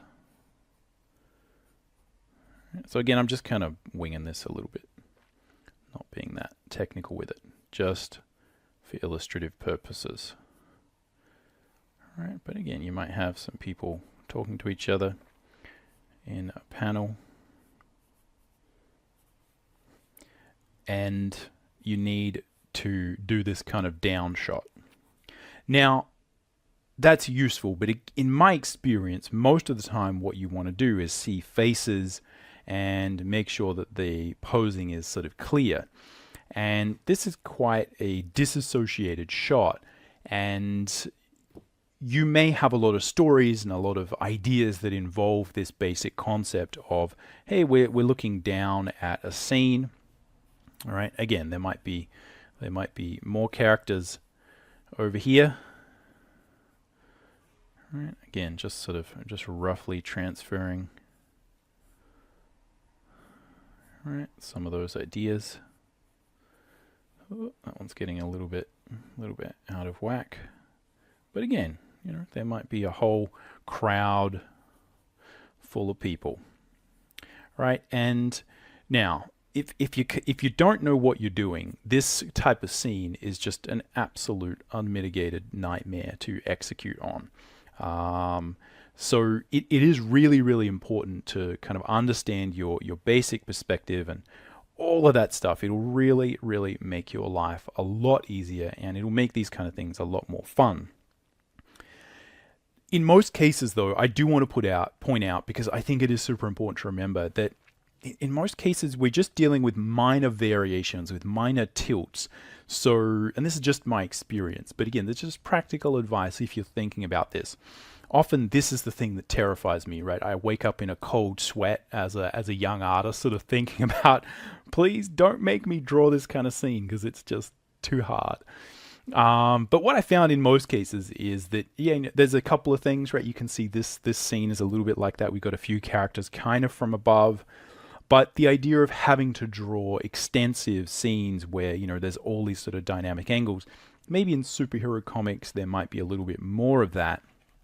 But in most cases we're dealing with looking at faces and fairly simple shots, which is very, very similar to what you would look at in a film. We're often choosing shots for clarity so we can read the character's face. Again, in comics or similarly in an illustration, you kind of want to see the character's face. You want to see them fairly straight on. And I think in most cases, this sort of thing is not actually what you spend most of your time doing. And certainly if you're doing illustrations, primarily often what we're talking about from a compositional standpoint is, it's frequently involving characters who are pretty front on. If you deal with your classic sort of pin-up character, right, it basically is some form of this. Now, it might involve a lot of twisting of the figure, but not a lot of this need to make it grounded and draw it from different angles. But I feel like this idea of just learning how do we draw the figure like this, and then how do we do the opposite of that, which is draw it from below, right? Go here, same stick figure idea, boom, boom.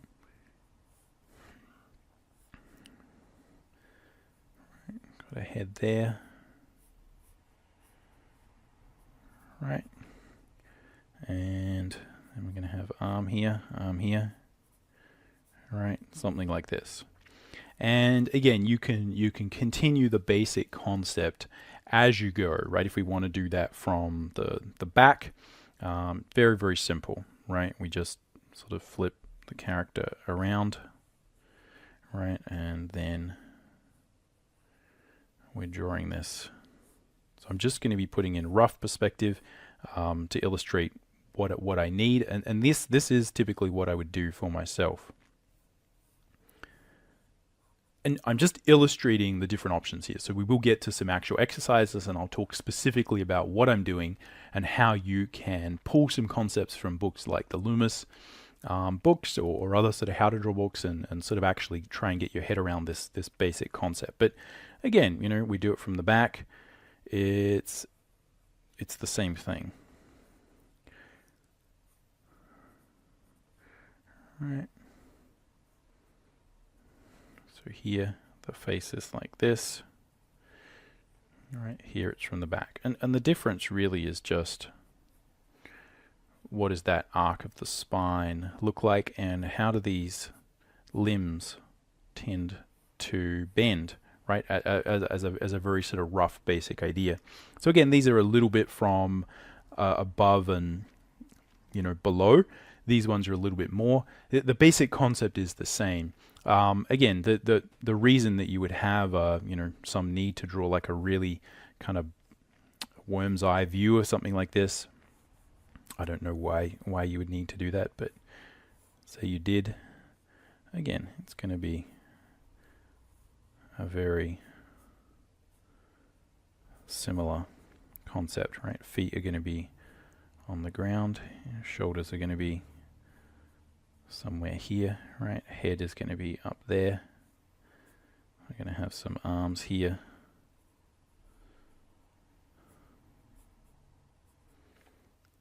Right.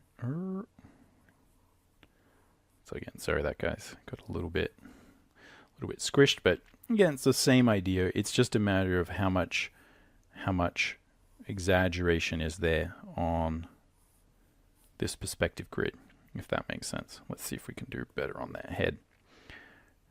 All right. See if we can find the form of that torso a little bit. Head goes there. Yeah, might look, that's a little bit better. But it's all the same idea. What we're doing is we're taking the basic concept of a skeleton or a mannequin or a stick figure, and we're just drawing it from different angles. As I said, the problem is that's its own challenge, and that really is what I want to talk about in this lesson and show you is how do we combine the concepts of box logic or drawing simple geoforms, which again is very, very much linked to this, and how do we find some exercises and things you can do so you can jump in and start practicing this. Alright, so if we look at the pages that you might find in a traditional drawing book that are going to be related to this concept, it's often at the beginning, and it's where we link up concepts of perspective. So you can see here some great illustrations of how the concepts of proportion and perspective and just lining things up are going to work in 3 dimensions.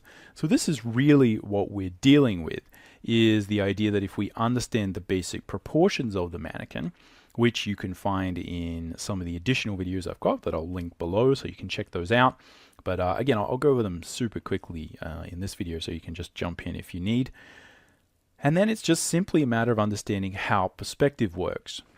A lot of it does involve this simple concept of thinking of a plane and how we derive some simple proportion from that plane. Alright, so the task is pretty simple. What we need to do and what is good to practice is just practice drawing space or a line that your character is going to occupy. And what we want to do is find these proportional markers. The one that I think is the most important to find and the one that you can practice finding is the halfway mark. And that essentially is going to divide the character around about the bottom of the pelvis or at the crotch area. This will also line up with the base of the hand. And this is a really, really important marker because, again, it basically divides the legs from the top of the figure. And this really is one of the major things that you're trying to do. So what you can practice doing is drawing that character in 2 dimensions. And then you can practice drawing them in 3 dimensions. Now, once you get a feel for the proportional division, it's a lot easier to add dimension. So if we, and again, I'm just going to be fairly rough with this, so apologies if some of these lines don't match up. I won't do this with a ruler because it's a little bit easier to just kind of see when we're doing it by hand, but some of these lines might not match up. The more accurate you can be with this, the better, and I'd say if you study your basic perspective with a ruler, it'll really help you to make sure you're not making errors based on simple errors of the hand, let's say. But either way, it's important to understand how accurate you need to be with these lines. So even if you're not using a ruler, you have to understand how likely are you to gauge proportion in 2 dimensions. If you're having trouble doing it in 2 dimensions, then it's very tricky for you to just magically turn that into 3 dimensions. So just remember that. The first thing we're going to do is just figure out how do we draw that character in 2 dimensions, and we're going to divide the mannequin up into 1 proportion and 2 proportions. As I said, basically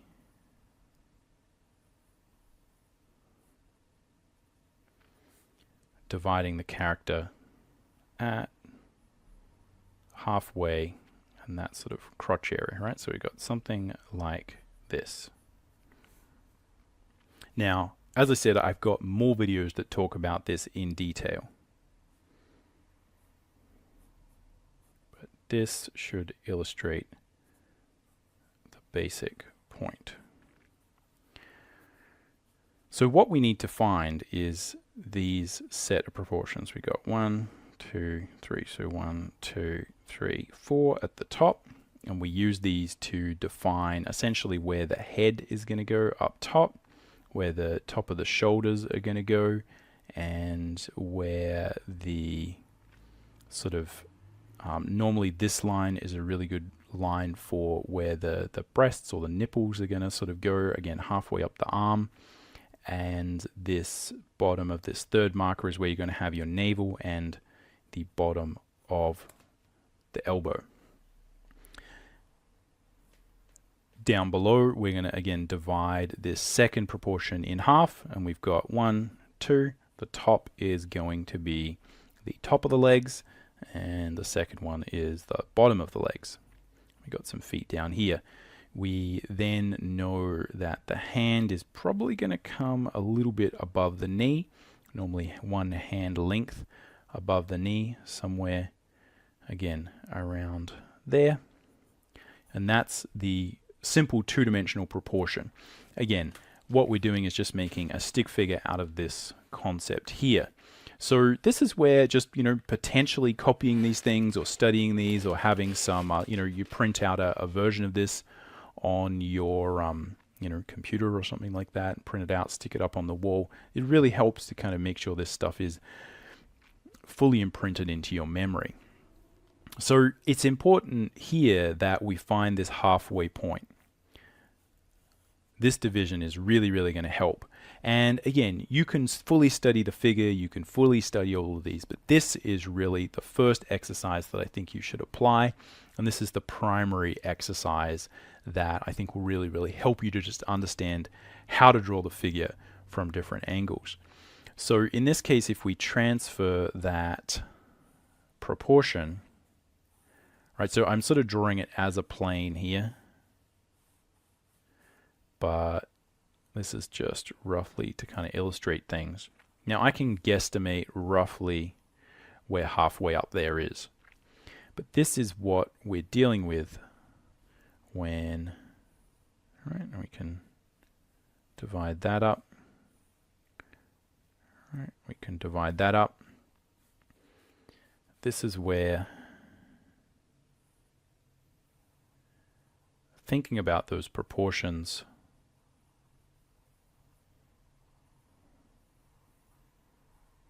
in 2D will help us in 3D.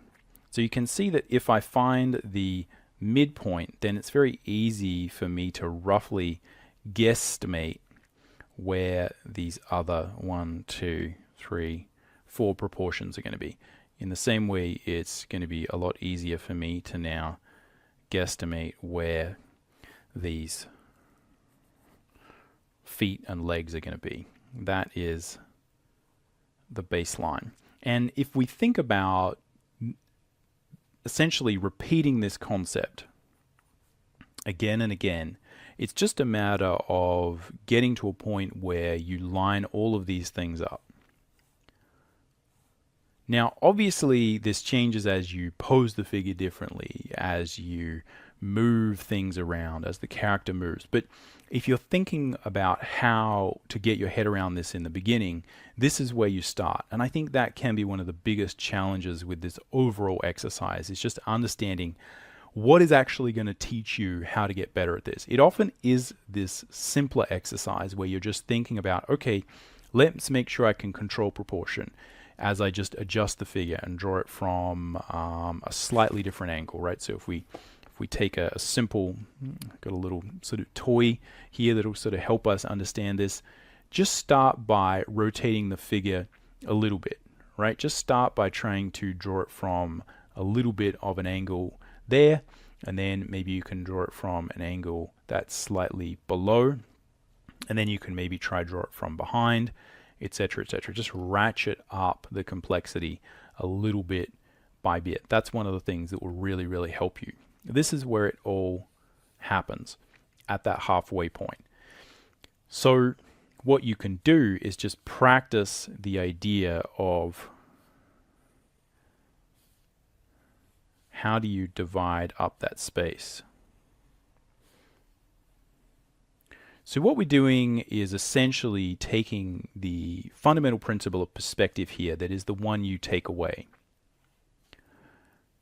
And that is that we can apply whatever is possible with two-dimensional geometry to three-dimensional perspective, as long as we have a good idea where the vanishing points are and where the essential grid is.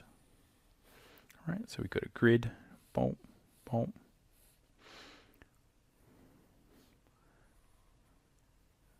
So I can do the same thing here, because these corners don't move in two-dimensional space, and I can draw a line between them, and then I know how to divide up that space. So this is the fundamental concept of perspective that will help you to initially gauge that proportion. So we can think about this, right? If we have like a lot of extreme exaggeration, we still can find halfway up. And it's this experimentation with this basic concept that will teach you a lot about how to change the camera angle. Now, behind this is the concept of the perspective grid, which I think is its own challenge. And this is where what we can try and do is understand the basic takeaways that we're going to get from perspective as it relates to the figure. But if you have to understand that there's a point at which you need to go away and learn perspective properly if you want to really, really get stuck into this. But the fundamental thing that will help you understand it is the box logic, or just viewing the box that surrounds your space. You've probably seen a lot of people talk about this, and there's a lot of discussion about this as being important for your drawing, to understand the grids and the simple idea of three-dimensional space. So this is like a perspective grid. It's a sense that all these lines are heading towards a vanishing point.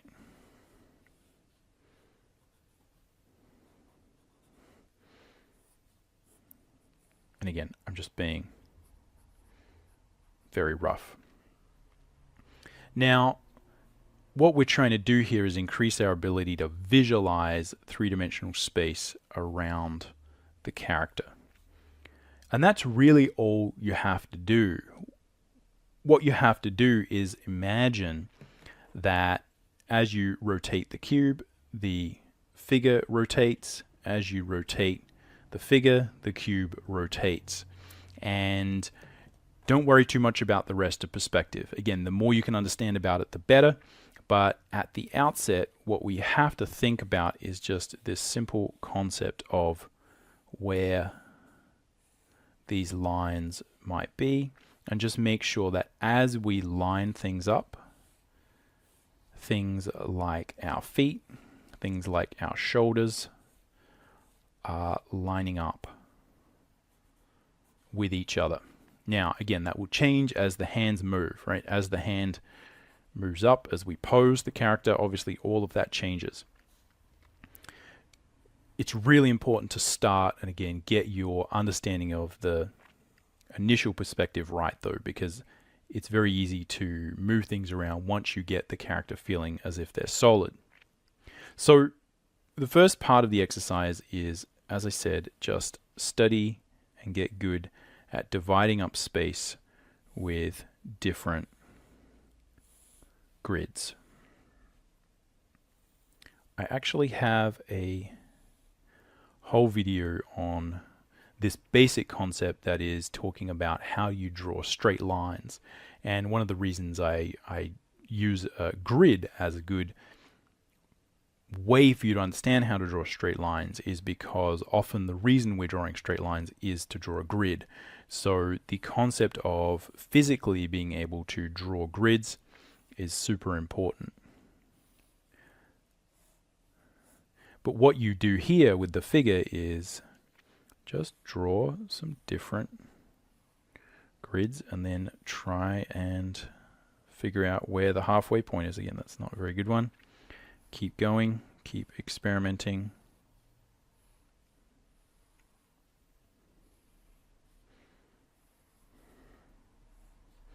Etc., etc. We can think about, again, that idea of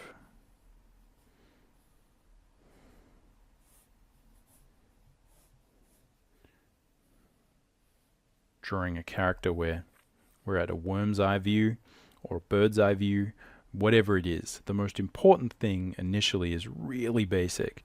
Just get that initial halfway point there. Once you do that, everything else becomes easy. Now, how do we sort of connect up the figure with this? Because I'm sure a lot of people are, at this point, sort of tuning out because this seems boring. And I think that is one of the biggest challenges, is understanding how this relates to what you want to do and why is it important. Well, obviously, once we get this right, we can then start to apply it to everything else. If we don't get this right, everything else is kind of a waste of time. All right, so how do we actually apply that? What I want to do mostly is talk about how that is applied and show it to you and give you a few little tools so that you can copy along, maybe try this with some of your characters or start to think about it. The goal here is that the more we can connect up figures and characters and interesting things with the topics of perspective, the more you're likely to get really interested in perspective and improving your perspective. If you can directly translate and apply the concepts that you might learn by studying 1 point, 2 point, 3 point perspective, etc., at improving your technical drawing, then you can directly say, hey, now that I know that I've got this a little bit more accurate, that means the lines that I'm going to use to line up my character are going to be more accurate. I think that is the goal here. It's really easy doing drawing lessons to get lost in the weeds about perspective and form drawing and the concepts of boxes. So what I'm going to try and do is, again, just show you a little bit more how I do this so that hopefully you can get interested in learning the perspective if that's something that is lacking. And we can do some more basic perspective lessons on the channel as well. Let me know what you'd like to see. So the way that I start by this and the way that I would apply the concept of those Loomis books to drawing and drawing the mannequin is as follows. Let's start by drawing a character from above, as I was doing before. The most important thing that I think we can start with is just the center line. The center line is the thing that really helps us to anchor the figure. And this is similar to this center line here that is holding up the skeleton figure. This is an imaginary line running directly down the center of the body. And we can kind of really use this to figure out where that character is situated.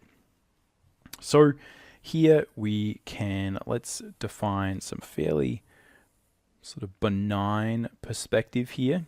This is all I'm using. So you can see this is actually similar to a box, right? If we think about a box being like this, what I'm drawing is this.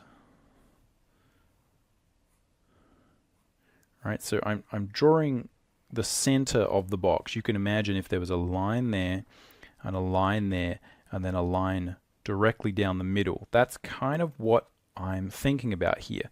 Where is the perspective? But I'm not drawing a box because in my experience, trying to fit a character in a box is not actually a good way to start. But in this case, that can be useful. Now, what I'm going to do is guesstimate the halfway point up here, from here to here.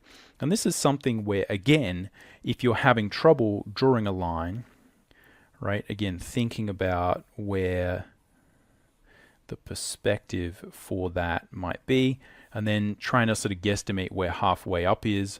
If that's something that's troubling you, again, the more you learn about perspective, the better your ability to guesstimate that will be. If you're struggling, one of the things you can do is, again, formalize your drawing of these sort of elements and use those two-dimensional drawing tricks that we transfer to 3 dimensions, right? And see if you can find, bang, the center of that. So again, if I was to do that formally here, right, I'm just going to imagine that there is some sort of grid here that makes sense, right? So both these lines are going to some vanishing point, and I've got a line here. Boom. I'm going to try and guesstimate that's kind of down there straight, right? Boom. And then we can do the same thing here. So this is really the one that is super important to get right. Oh, I don't have a big enough ruler. Let's see if I can. I'll sort of see if I can guesstimate it kind of there. I think it's somewhere. Look, it's. Don't do that at home, people. Get a longer ruler. But I think this is going to be. It's pretty close. It's somewhere around there. So that is pretty close. Again, my guesstimation. And if we were to look at the vertical distance here, right, that's kind of 19. Half of 19 is somewhere around here, 9.5. So it's actually sort of like pretty much visually and measurement wise exactly the same. Now that's going to change depending on how much extreme perspective you get. But what I would do if you're thinking about drawing characters from above and different angles is just start with something basic like this. If you start to get to the point where you're thinking, oh, drawing characters from above equals really, really distorted grids. So it's not just that we're drawing the character from above, right? It's that we're drawing these kind of really extreme perspective shots. What you're doing is getting two concepts mixed up, in my opinion. One is the concept of the camera angle and how much distortion there is and how much exaggeration in the grid there is, from the concepts of lining things up and thinking about where the camera actually might be in relation to the figure. It's a lot easier to start with very low distortion. Again, it's very easy here to jump into a whole another subject of camera lenses, etc., etc., etc. The point is that you can draw a character, again, like a small character that's like fairly far away. There's not going to be heaps and heaps of distortion on this figure because, again, they're fairly small in relation to the camera. With a much larger figure, right, that gets really close to the camera, right, we can sort of take this really close to the camera. Sorry, it's going to get blurry, but you see the closer to the camera we get, the more distortion you get, right? So again, sorry it's blurry, but you get the basic idea. The camera angle is relating to what we're dealing with here in terms of extreme perspective. Now, that's something where the more of this extreme perspective you do, the better you'll be able to relate this to this. But when you're learning, stick with this. Just make it a very simple grid where you don't have a lot of distortion. Once you've done that, you can ratchet up the complexity. Super, super important. And again, if you're struggling with some of these concepts, as I said before, go check out some more fundamental perspective exercises. A lot of those you can actually see and study within those Loomis books. And again, I will make some more in the future on the channel. So the basic concept here is, again, we've got these proportional markers, and I'm just going to guesstimate, right, some lines going along here. Right, and we can also visualize some sort of lines going here that might sort of help us. And then we've also got, we're sort of halfway up here. Oh, yeah, maybe let's sort of guesstimate that. Try and draw a line. And what we're doing is adding just a very, very simple modification of our sort of initial Loomis proportion and sort of drawing, where we learn to draw the mannequin like this.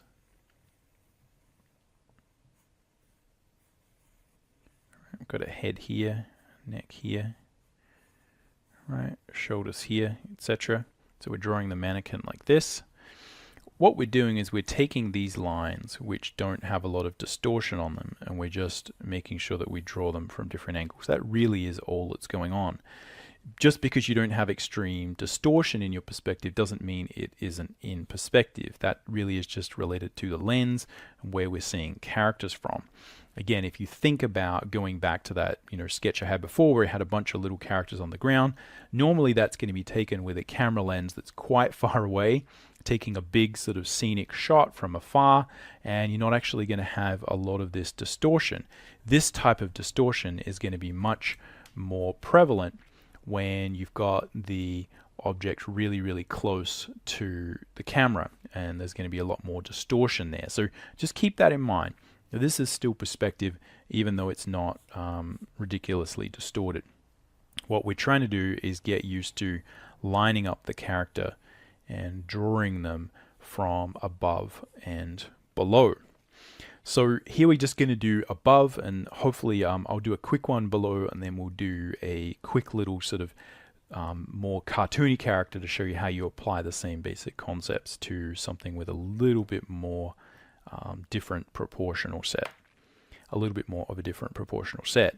So again, the reason I feel like focusing on the center line is important is that really is literally at the core of what we are trying to do.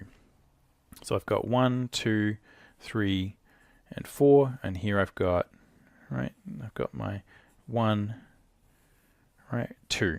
So what I know is that here, right, I'm going to have my sort of pelvic probably a little bit higher, right? We're going to have the pelvic bit here, and this right rib cage is actually going to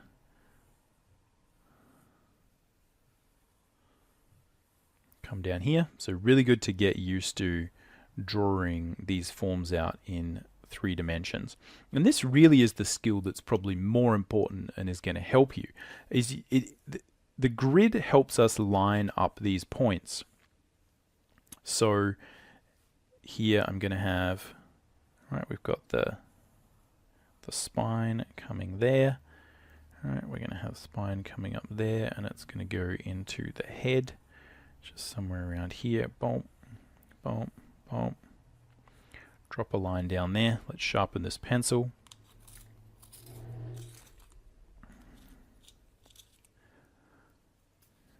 All right, so we've got our head here.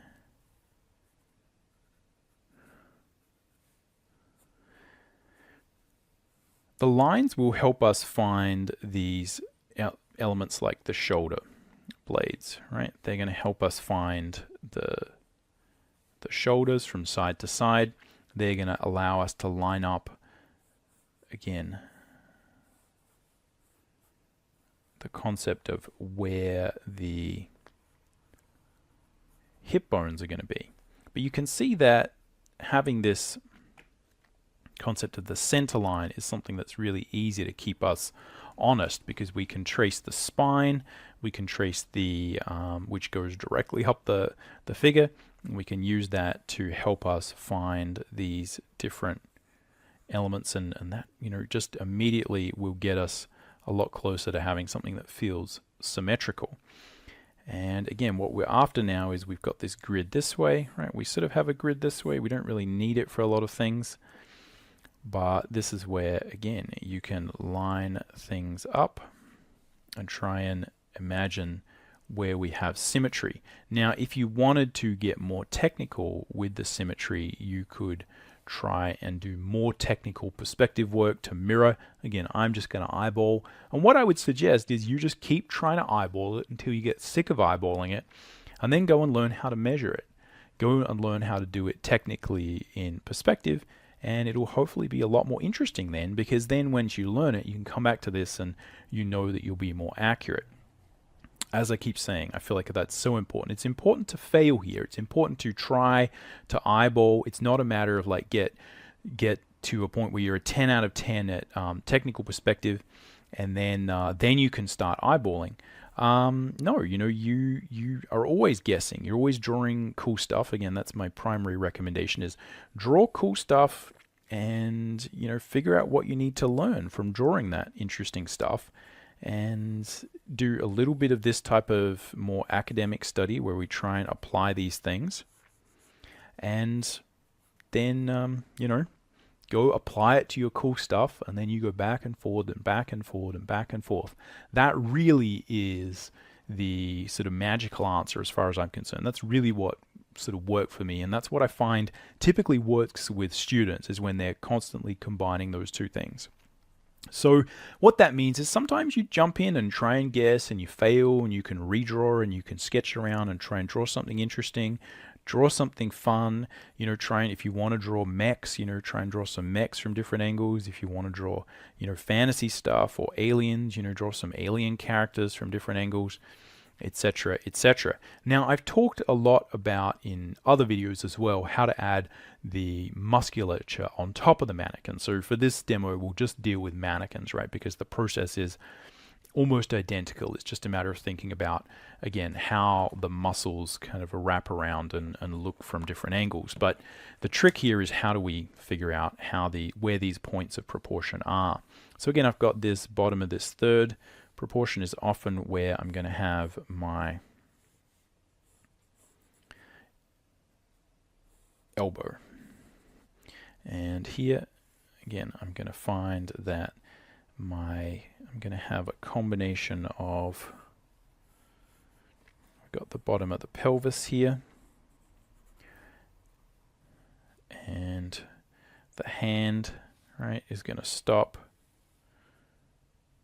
Right, hand is sort of going to start just below there.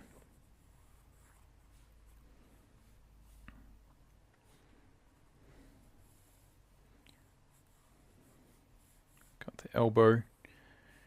Right, hand is going to, and this is where, again, what you'll tend to find is your intuition will be challenged. So the feeling of like, wait a minute, how long is this forearm? Well, I know from a proportional standpoint, right, if we look at this, that again, I've got that bottom of that rib cage. Just look at this and check, because again, this is a major thing that will come up. I've got the bottom of the rib cage. All right, it's going to line up with that elbow.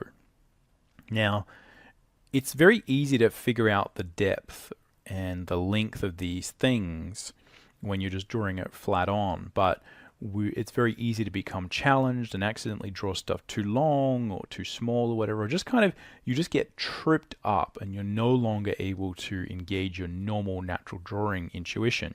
So it's important here to double check and remember your proportions.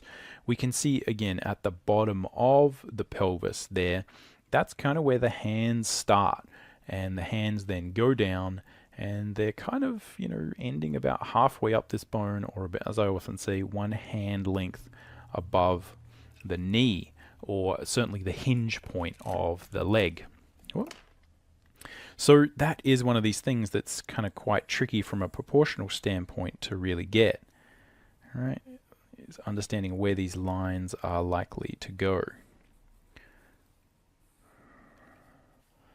Right, so then we're going to have a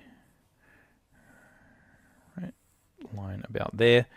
Right, we're going to have a hand. If the hand was sort of extended, it would be about here. Right, if it was in a fist, it would probably be here. And here we've got the knee. Here we've got this. Now, this, I think, is often the biggest problem when it comes to drawing these things from different angles, is making sure that they connect with the ground. And more important, and probably the subject of a different video, is how do you do, as I was doing in that other sketch, multiple characters from the same angle and make sure they all feel like they're sitting on the ground plane. Again, this is where having a good sense of that center line will really help. If we know where that center line is, you can easily understand that the feet, you know, if they're just sort of planted normally, which is what I'd recommend initially to give them just a standard sort of pose, is they're going to be equidistant more or less in a standard pose from that center line. Now, again, a subject of another video is kind of how we modify the posture and get different feelings there. But just understanding where that center line is in space, and then just sort of placing the heels of the feet somewhere so that there's an equal distance from here to here is super helpful.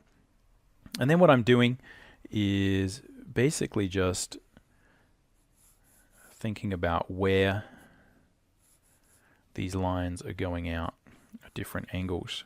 So you can think about that from a two-dimensional standpoint. If I'm looking down, right, here's this line on the ground, here's the center line, here's this foot here, and here's this foot here. And what I'm doing is I'm saying, well, the feet are kind of turned outward, a little bit like they are here. I'm doing it a little bit more exaggerated to make the point. But again, just visualizing the space, understanding the center, being able to measure, right? Again, it's the same thing. Visualizing the center line, measuring that space or guesstimating that space. Again, visualizing that center, understanding the points, right? So if we reattach our poor little skeleton's arm, again, this is the visualization we're trying to practice, is where's the center, where is the wrist sort of point, and where's the other wrist point, and just visualizing the distance. Having that center line there is super important, right? So this is what we're sort of trying to visualize. Points here, points here, points here. And really it is that simple.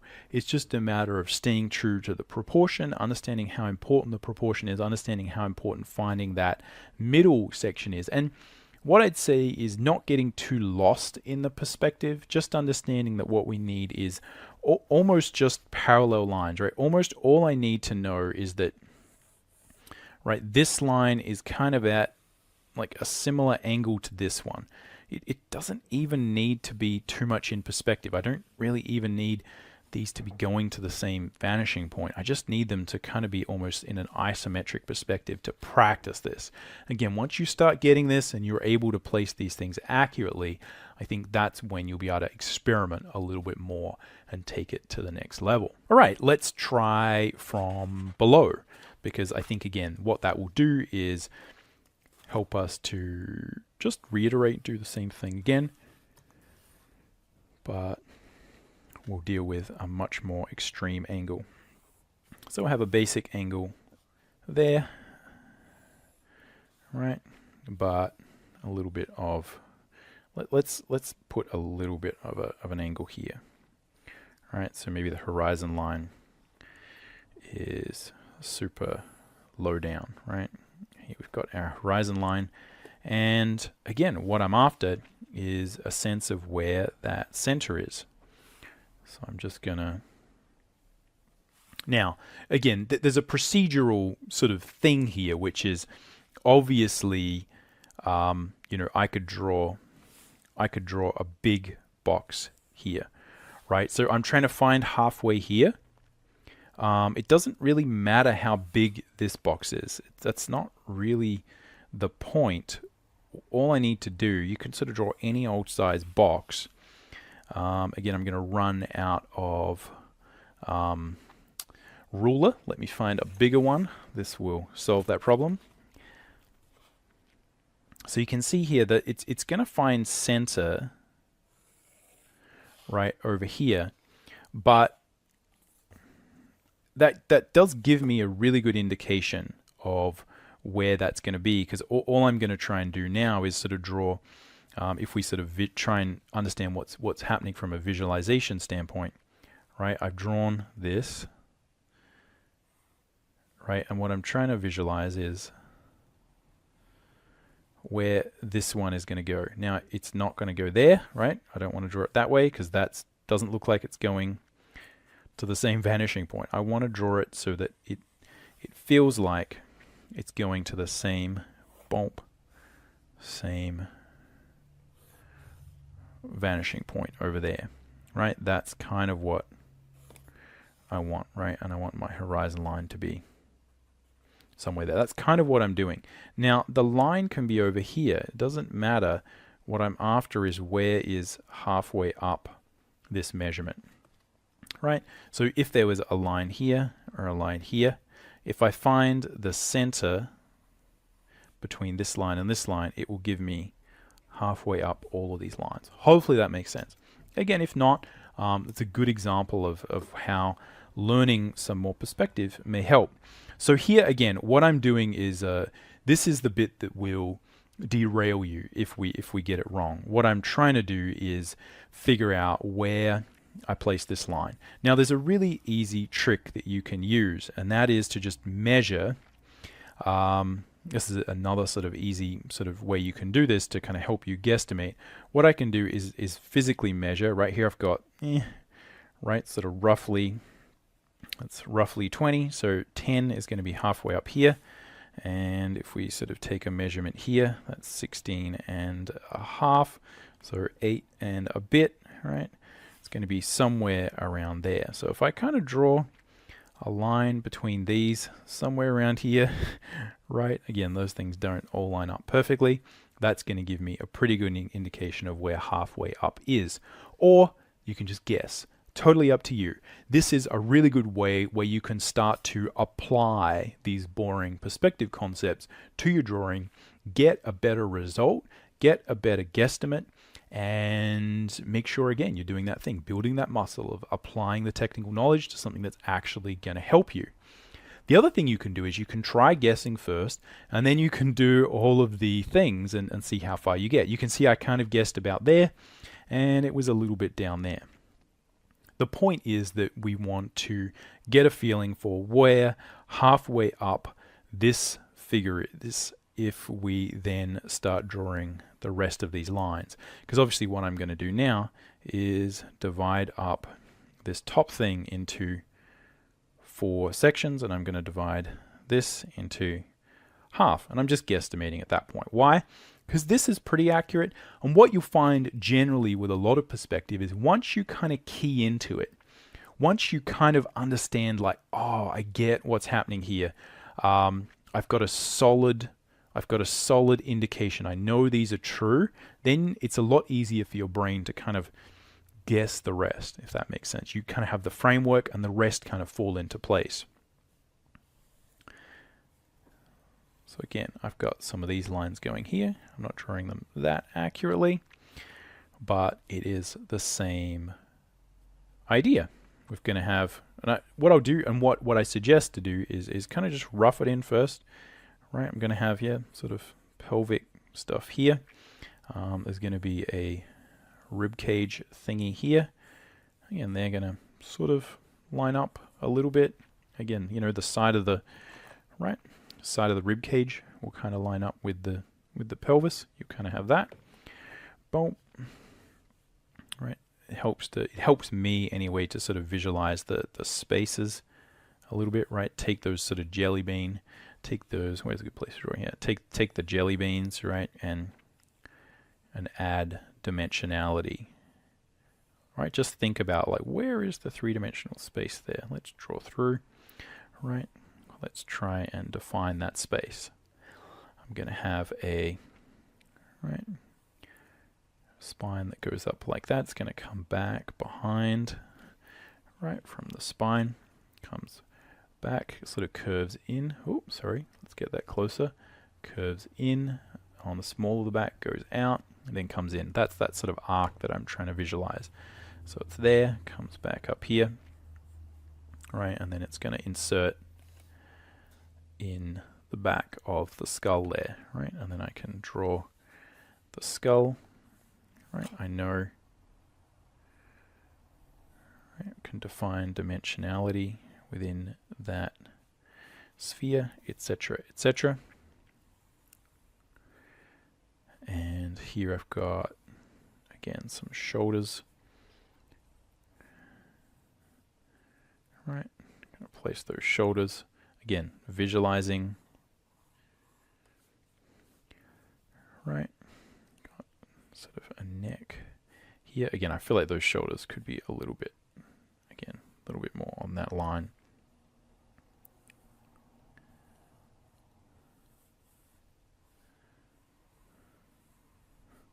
Now, you can either rough in or guesstimate, make things a little bit bigger, a little bit smaller. If you run into trouble there or consistently run into trouble, again, one of the things that I'm facing is, as I often see with these drawing demos, I'm looking at this paper from a little bit of an angle. I'm also meant to be looking up at it from the drawing, so it's going to be hard for me to gauge how big that head actually needs to be. But when I rough it in, again, the things that will help me to visualize that are, again, thinking about where that center line is, right? So it's almost like we're sort of, you know, got the sphere, right? We're sort of chopping half of it off, and then we got this, right? And there'll be like eyes here. So I'm sort of trying to think about where that is under there. That will sort of help. And again, this is just construction drawing, so you know, if you're practicing these things, go crazy with it. Draw the lines, make it messy. It's you know, it's really worthwhile going pretty rough, you know, as rough as you need. But again, you know, might need to make that head a little bit bigger or smaller. Again, don't feel like when you're doing these exercises that you need to get the ruler out for everything. Part of this is training your intuition and your ability to just kind of wing it and see how you go. So don't freak out if, you know, you're like, oh, I need to make the head a little bit bigger, a little bit smaller.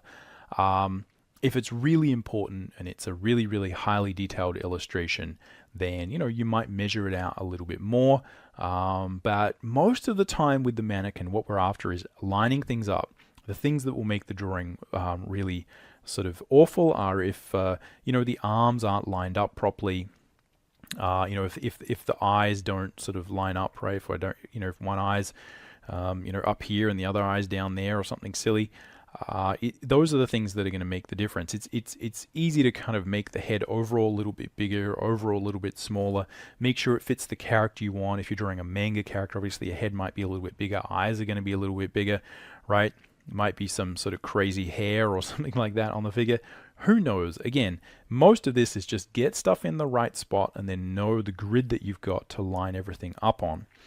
But the good thing about proportion this way is that, you know, I don't even have to start drawing the legs because I sort of know where they're going to go. Right? I have a good understanding and a good ability to guesstimate you know, where that line is, so I kind of know where those legs are going to go, right? I've got a pretty good indication. Again, that's the heel of the foot.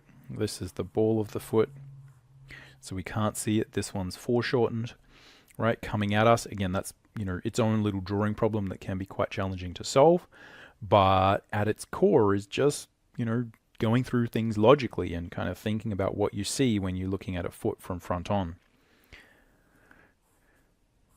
But as I said, I can either draw the legs or I could draw the hands because I know where everything is going to end up. We know what's going to happen. Now, I think probably, again, that's kind of where the bottom of that rib cage is meant to go. Right, so the bottom of the rib cage is meant to be probably a little bit lower. Right, navel is sort of going to be about there. and that means probably I've drawn these shoulders a little bit narrow based on sort of, I think we're drawing sort of like a male figure. All right, so just going to sort of guesstimate where that is going to go, and we're going to line it up. And again, doing those things is totally fine.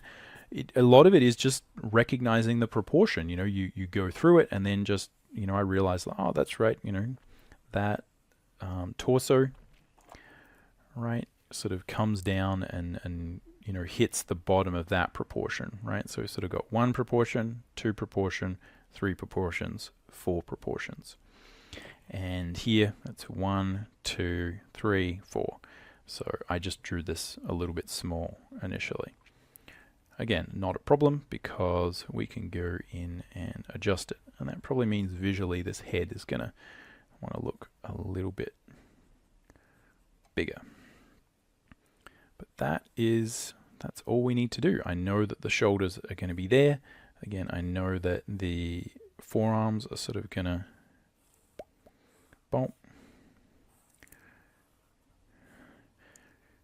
be about there. And as I said, we probably draw these shoulders a little bit lower. Shoulder there, shoulder there. So as I said, it's totally fine to experiment, to push and, you know, play with these things, make the shoulders a little bit bigger, a little bit smaller. The goal is for you to understand what's happening, be able to troubleshoot. If you make a mistake like I did there, then, you know, you sort of know how to fix it. And mostly that you're just lining things up. So just remember, we're trying to line things up. Got the elbows are lined up, the hands lined up, the knees lined up, etc., etc., etc. I'm finding center, right? Center of that, right? Shoulders, boom, boom, boom, boom, etc. So again, same basic idea, very simple to apply. Practicing it can be a challenge, right? You've got to keep trying. You've got to keep playing with these things. It's very easy to make one mistake, as I said, you know, oh, this proportion's wrong. And the trick there is just fix it. Play around with fixing it. Fixing it is just as important as getting it right in the beginning. All right, we'll do one more little demo where we talk about a more sort of cartoony character, and we'll apply the basic same concepts there. Again, just to reiterate and sort of talk about how you can apply these perspective things to anything. All right, so same idea, but let's draw a little character that maybe has some different anatomical things, but we'll apply the same basic concept. We'll draw it from above. So again, what I'm doing is sort of setting a grid that way, and then I'm drawing some kind of line to help me figure out what's happening with the character. But in this case, mostly what I'm going to do is just discuss how we can use the concepts of form drawing to experiment. So here I'm going to have some sort of those hip bones, but in this case, let's draw something that maybe is a bit more like a dragon or some little character who is a little bit more cartoony. So dragon sort of creature. Right, in this case, I'm going to draw, think about where that's where the center is. I've got, right, we're lining things up. What I'm going to do is line up, that's where the knees are lined up, and then I'm going to draw one of these sort of animalistic legs. Right, so let's transfer that over. Here I've got, again, from side to side. Right, there's the center. Right, we've got this here. Got that there. We're just drawing points in space. Here I've got my pelvis. Let's see if we can find that. This is tricky because we got a lot of foreshortening here. Right, and then I've got this over here. Where's it hit the ground? Hits the ground kind of over here. So really what we have to think about is what is the line of, where does that hit the ground? Right, and how do I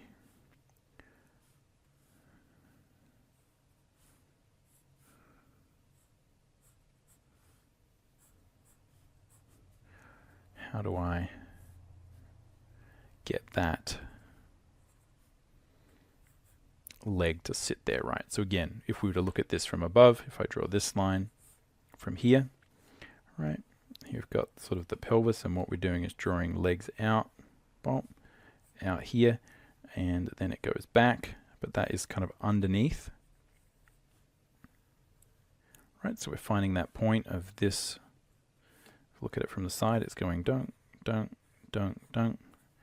And we're finding these points. And then it goes down, and we don't really see that, right? And then it comes out, right? And we sort of barely see that. So this is where, again, some of that perspective will come in handy. So now I'm going to draw our rib cage, and I think this is going to attach a little bit forward, so I still want to think about where that center line is going to be, but I'm going to transfer that over there. And so now what we're trying to do is find, again, like we'll have an arm here and an arm here, and we've got the spine wrapping around here. All right, we'll have a head, bump, bump, and let's put some arms down here. So I'm just going to transfer that arm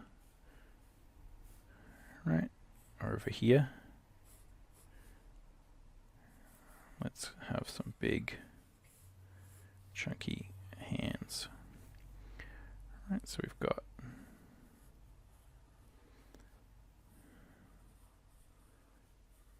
mannequin like this. Hopefully you guys can see this, and then we'll go, let's extend out.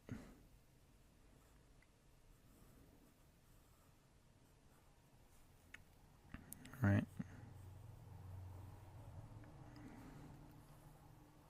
Again, this is not a great design, mostly just because it's good to see all of these things working. Right, so we have a neck here, then we're going to have a tail. Now we find the tail by finding the point on the ground. Right, let's trace from there. We can think about what's happening here if we think about the side. Right, got pelvic bones, and then this is coming up here, right, curving around. Boom. And at the front there, we've sort of got the shoulders, and then this is continuing forward. Right, we've got some sort of thing there. And what's happening is this is the ground, and what I want is the tail to come down here. Right, although in this case it looks like it's coming a little bit more like that. So hopefully you can see how, again, we can practice, and again, hopefully you can see how that is going to turn into some sort of fantasy character that might look interesting. Again, just to sort of nail home the point, if we can sort of erase some of that out, and maybe, you know, put some extra sort of musculature on it so that you can see. Right, if we have some sort of arms like this.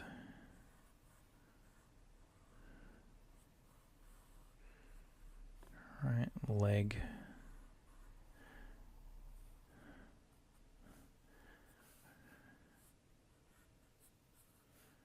And here we'd have, again, some sort of toes.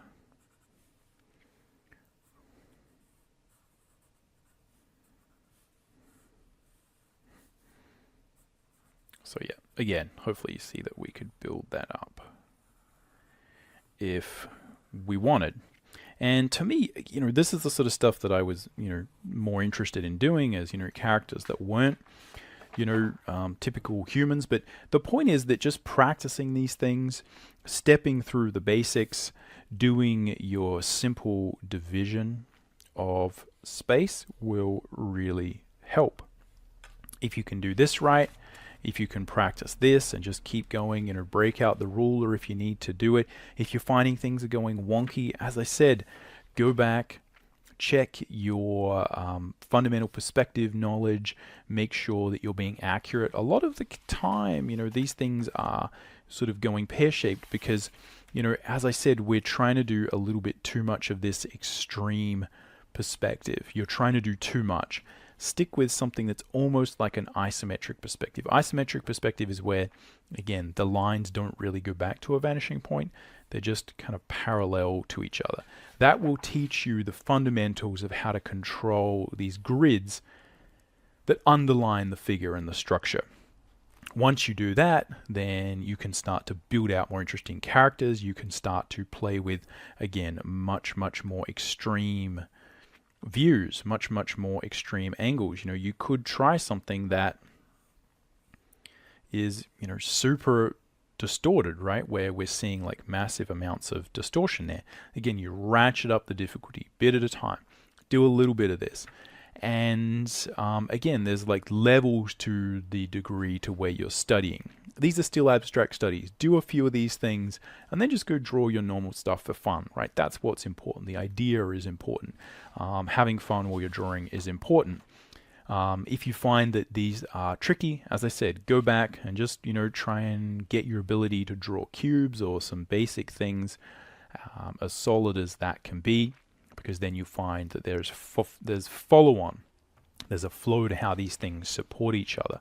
But yeah, hopefully that has been interesting. Let me know in the comments. This is a little bit more of a technical one, which I do sort of apologize for. And the real challenge here is that I think both as a drawing teacher and as a student, what I remember, and I still find this kind of frustrating, is that it is hard to know where to approach this from. There's 4 or 5 things that you absolutely need to get right in order to start rotating these figures around and drawing them from different angles, and there's no linear way you can do it, I think, that gives you some amazing solution where you just do A, B, C, and then all of a sudden it magically works. It's a progression. Again, as I say, people can get really good at drawing cubes, and then they, can't transfer those skills to their more interesting, fun drawings. And likewise, if you just kind of keep doing this, but you don't study the perspective, then, you're going to find it a little bit harder to draw these things from different angles, and it's certainly going to take you a lot longer to get those things sorted. So it's a matter of doing all of these things and trying to figure out where they fit into your art journey, where they fit into your particular way of doing things. And I think the most important thing is to look for failure. Look for places where you aren't understanding things, but jump in first. Don't be afraid. It's okay if you try these things and they don't work. Don't freak out. Just step back and say, hey, what do I need to learn? Which fundamental thing am I not getting? Am I just completely not lining these things up? In many cases, it is just one of the biggest problems that you'll face is just people will be trying to draw these kind of lines and they're not even remotely going to the same vanishing point. There's a lack of accuracy. So that's where, again, just building your ability to draw straight lines, to develop grids. Again, I'll link to that video in the description. Just making sure all of that stuff is solid will help immensely. But this is a long game. This is a long journey. If you're partway along the journey, then again, you probably sort of know that already. There's no trick. As I said, you got to piece these things together in your subconscious mind a little bit at a time, and you slowly build structures that support each other. But I think what you have to understand is this does work, and you will get better at it a little bit by a little bit over time. So good luck with this. Let me know if you got any questions or comments down below. And but that's all I got for now. We'll catch you around. Happy drawing.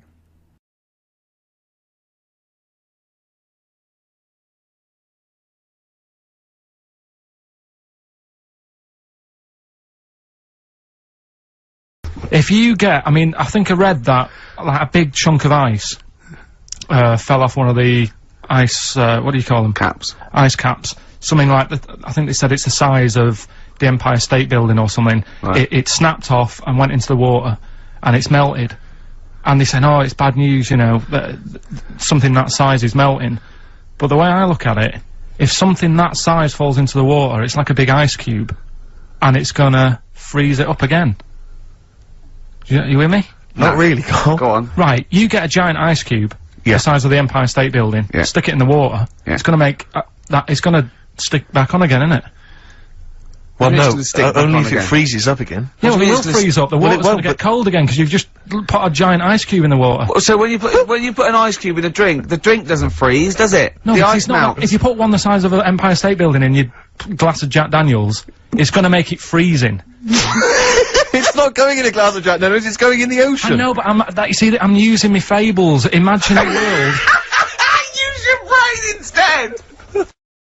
This is a bit of a bigger issue. We're always making more and more stuff, right, in the world. You know, big buildings, big planes, big boats and that. Will we ever get to a point where all this is too heavy for the world to handle? Right, what error has he made there, Steve? What physical, scientific error has he made there with that question? I can't begin to explain it. Carl, we're not getting the rocks from other planets. It's already here. It's like having a big pile of books in a room and then moving them over to the other side of the room and build a thing going, oh, can the room take it? I'm building a lot of things out of these books. What about plastic? Where's that come from? Other chemicals that existed on the planet. Yeah. Do you see the point? Hang on a minute, though. What about a little tree? You plant that as an acorn, it grows, Rick. That's bigger, that's more stuff. Yeah. Don't listen to him, Carl. He's patronising you. What about acorns and that, though? Right, they grow from minerals and proteins already in our atmosphere or in our the mass of Earth. What about a cat, Carl? Right, you get it. It's a very tiny kitten, but it grows up and it's bigger. Carl, he's doing it on purpose. Elephants. They're very small to begin with, but they get bigger and bigger and bigger, and so they get heavier and heavier. Mind you, dinosaurs have gone. You know, but you, but you know, these are milestones in human evolution. The opposable, the forward-facing eyes, the upright. These are massive things in taking us out of the animal kingdom. And one day, Carl, you'll walk upright. But what do you mean about eyes facing forward?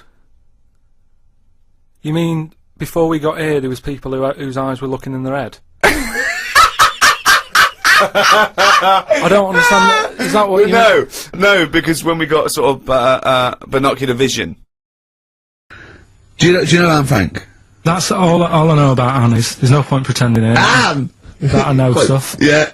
Right. Well, tell us everything you know about Anne Frank. She was in a cupboard. Yeah. What else? If she didn't do that, I wouldn't know about her. Seriously. That's all I know about her.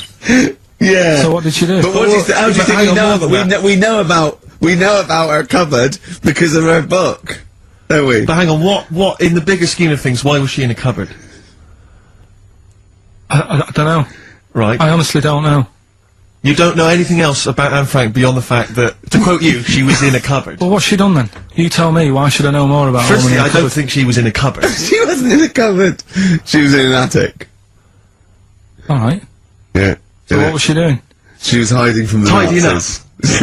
She was hiding from the Nazis. But isn't that the first place they'd look? Sort of work from the top down. Carl, they weren't specifically looking for Anne Frank. They weren't going, where is she? Where's Frank? If she gets that book out, we are in the deep shit. We've got to stop the book. And then we went and had a look at the volcanoes and that. They've got 36 of them to look at. How many did you look at before you realised that pretty much, you've seen one volcano, you've seen them all? Probably about 6 or 7. Really? And then when you got to the 8th, you thought, no, I know what this is going to be, Suzanne. This is going to be like a mountain with a hole in the top. Yeah. Really? But it happened years ago as well. It's like, just keep a couple, fill the rest in, tidy it up. Fill the rest in! Yeah, no, Well, getting some builders. No, seriously though. Okay, 4 million tons of concrete, please. They're an absolute death trap. Yeah, what do you mean fill them in? Do you know what a volcano is? Just a hole, isn't it? That's happened. Well, it's more than a hole. It's more a portal to the magma in the centre of the Earth. Back in 1730 it happened, and they still haven't sorted it out. Well, when you say it happened, volcanoes were made a lot longer ago than 1730. No, but the one that did Lanzarote in. Right. Sort it out. What would you suggest? How can they fill it in? It's joined. It's all joined. No, but what I'm saying is, the big plates of the Earth are all joined. All the magma's joined. With the Trade Centre thing, that happened. They cleaned it up, sorted it out. They've moved on. That's what I'm saying. Whereas Lanzarote have just gone, leave it. It happened back in 1730. You misunderstand me. How, in the name of God, can you fill in a volcano? You ignorant twit. No, but it's not just the holes. They've actually left the lava everywhere. That's what I mean. It's not just the big holes. There's lava everywhere. But it's molten rock. They can't just pick it up like they're like a carpet. Put it in the holes. The holes are there ready. Just push it all in. That's what I'm saying. You know, like the monkeys peeling potatoes. Right. That's never happened. They go and put nuts in the salt water to salt the nut. Whatever. How does that get to peeling potatoes? Because in your head, they were working in a canteen. Making chips. Yeah, definitely, yeah. It doesn't matter what the food is. I'm just saying how they know how to sort of prepare I that love food. the fact that you don't care what the fact is. When you're discussing facts, that's all that matters. Otherwise, on Mastermind, they just go, who wrote Much Ado About Nothing? Dickens? Yeah, close enough, whatever, someone did. The fact is what matters. Yeah, but with that question, that's got a straightforward answer. What I'm telling you is the way that animals work. If it's a potato or a nut, it's a foodage.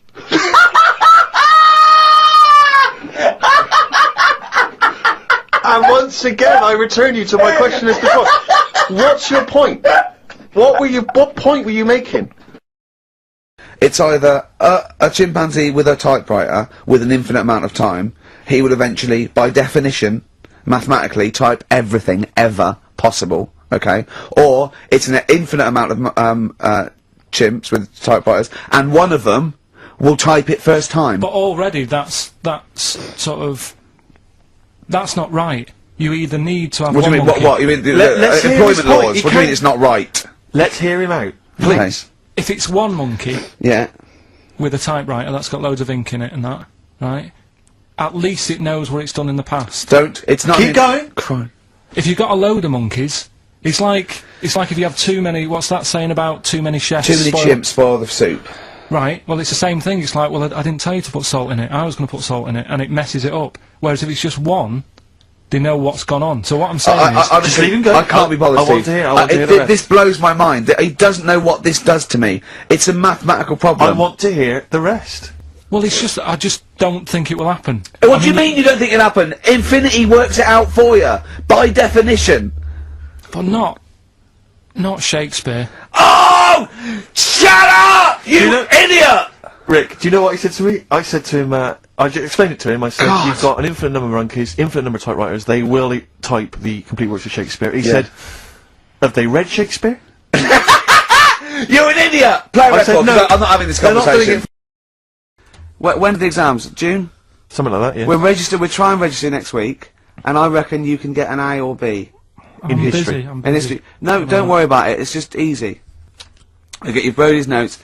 If Heat magazine, they love you, Carl. They could probably sort something out. They could probably pay for a tutor. They got a lot of money, they sell a lot of magazines. I mean, it is always, almost always, and you found that out, I discovered this, it's always the Tudors and Stuarts. There's no fear for them not coming up. Now, what do you already know about them? You must already know stuff about Henry VIII and Elizabeth.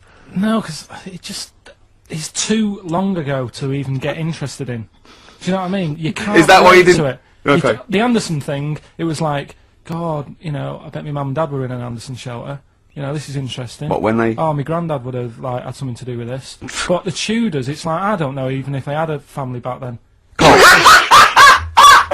a record. Is that the answer? Yeah, just cavemen in front of dinosaurs and that. They sort of went, oh, and then. Well, it wasn't cavemen in front of dinosaurs, was it? Because cavemen weren't alive when dinosaurs were alive. There was a couple knocking about. Right. Okay. Fair enough. There was a crossover point, surely. Not dinosaurs like 15 million. Was the probably the Ice Age. There were still big reptiles. I think it's fairly common knowledge that the dinosaurs did not exist. Well, who gave the dinosaurs the name? Well, no. Well, no. Who gave the dinosaurs the names? Hang on. Here's something I've learnt, remember? Go on. Back to, like, show 4 or whatever. Go on. What is it? 4? The flea can jump over the London Eye. No! No, it can jump the equivalent of if it was a 6-foot man. It can jump about 6 inches high. A flea cannot jump over the London Eye. Yes, it can. Yeah, it can. And tell your kids that. Carl. Oh, remember? Oh, a flea can jump over the London Eye, and an ant can lift 3 Volvos. Right, come on now. Oh, chimpanzee that! Monkey news, earlier than usual. I'll have to save this link now. Monkey news.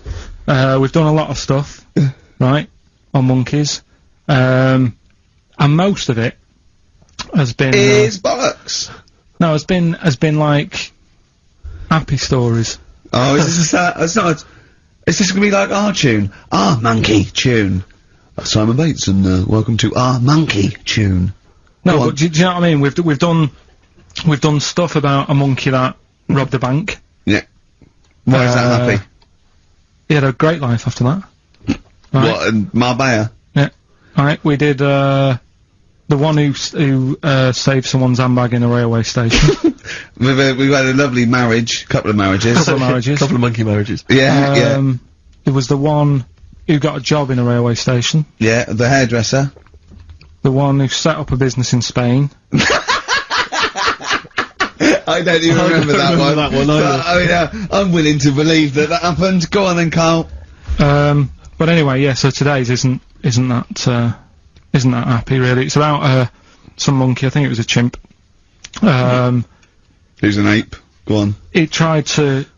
I mean, the story sets off at a sort of a weird thing. Yeah. It's something about he went to Russia to do some business. What are you talking about, Carl? I don't. It jumped past that bit though. It didn't start there. What? Do you know what I mean? It didn't tell you what he was doing. It just said there's this monkey went to Russia. To do some business. I know. Do some stuff. I don't know. Bit of monkey business. And anyway, didn't work out. So, they were furious. We wanted a surgeon. You send us a monkey. Anyway, ended up being homeless. Oh no, joking. So it's taking a turn for the worst. What? Couldn't even get into a, like a tree hostel or anything like that. That's the problem. And God. Ended up homeless. Got in with some tramps. I don't know where to start. Come on. Yeah, so he's knocking about with some tramps and stuff. You know, sharing drink and what have you around a little fire. They broke into some home, not sort of squatted. Right, so I'm not homeless anymore. Problem was, yeah, he had a roof over his little area head. Yeah. And he goes, oh, this is good. This is, we're having a good time. This is sorting me out. Yeah. He had his He mate. said that in Russian, though. What was he eating? I don't know. Don't know. It didn't say. But they're in this house. Well, he could only be eating sort of like fruit, nuts, vegetables. I mean, they classically sort of don't eat pork pies and. But they've got drink McDonald's coffee. in Moscow now, so sure. You probably chow down on that. Yeah. Yeah. Anyway, there was a bust. There was a bust in the flat that they were squatting in. All the other tramps sort of knew what was going on, legged it, left little chimps out there, got arrested. And they thought it was a real fella at first. They were like, get him, he's obviously just a scruffy bloke who hasn't had a shave and stuff. Yeah. Yeah. Hasn't shaved his back for a while. Or his face. Yeah. His head. Got him down the station. And the boss was like, what's going on here? We've got a monkey here. He was like, what? So you arrested a monkey? Well, so the arresting officers hadn't noticed all the way to the station that he kept slipping out of the handcuffs and was going for the entire journey. They didn't notice till they got there. What, did they put a hood over his head maybe and just like, I don't know. I'll give you the story if you want. There's the headline. What is it? What's the headline, Steve? I don't want to see it, but... The headline, this is once again from supposedly reputable news organisation Ananova, homeless monkey arrested in Russia. Did you read on, or did you see the headline and make up that whole story? It's most of it is there. What isn't there? What bit isn't there then? No, I think you know. Steve can have a look over it, check it out and stuff. Point out the embellishment for me, Steve, will you? Well, what it doesn't say is that the police didn't realise it was a monkey. That's what I was guessing. That's what I was guessing. Really? That they got it back and they said, "What you done? We've got a monkey," and they go, "Yeah, yeah." Oh God. There's some more monkey problems in the week. Have you seen the Alfords advert with monkeys in? No. There's a new advert out for Alfords selling bikes and stuff. Yeah. Got some monkeys in it. It's caused an uproar. Why? People are saying it's you know, dressing them up in tracksuits and that is taking the mickey out of Manchester. It's, you know, it's not nice for the animals and that. So there's been loads of complaints. Will they get a about free it. bike or something? Do they? I imagine. I think they kept the tracksuits. Yeah. But, Shall I record that's the after thing this now. cheeky freak of the week? No, I'm just saying we're not doing this to sort of again take the mickey out of the animals and stuff. These are true stories and that. But yeah, coming next, freak of the week.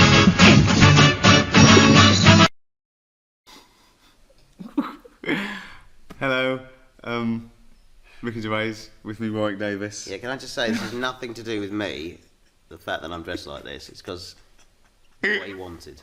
I like dressing him up. It's, let me explain. We've just been working together on Life's Too Short, and I can't get enough of this guy. I've sort of combined my two favourite things in fiction, really. I love Robin from the Muppets and the dwarf Warwick Davis. So I see what you've done now. so I just like, I wanted to combine the two, didn't I? You fused us, basically. I got my own little frog. Oh God! I'm just glad you didn't bring the puppeteer along. So I invited Warwick round to my house, right? And he thought we were gonna have a drink or something, or dinner, didn't you? Yeah, I thought it was dinner. I haven't eaten. And he's like a little frog that's coming from the garden. Oh, he's heavier than you think as well, isn't he? Yeah. Yeah. So what was it like filming on Life's Too Short? Oh, every day was an adventure, to be honest. Look at him! He's dressed as a fucking frog! Yeah. Oh, this is my best day ever! We cut out a little ears, didn't we?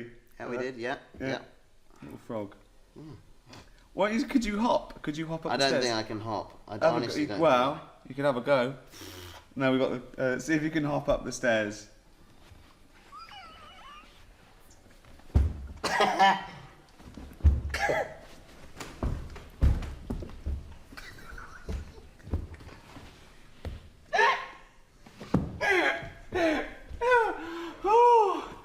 Oh, Life's Too Short, coming soon. Oh, God. Could you stick to a wall?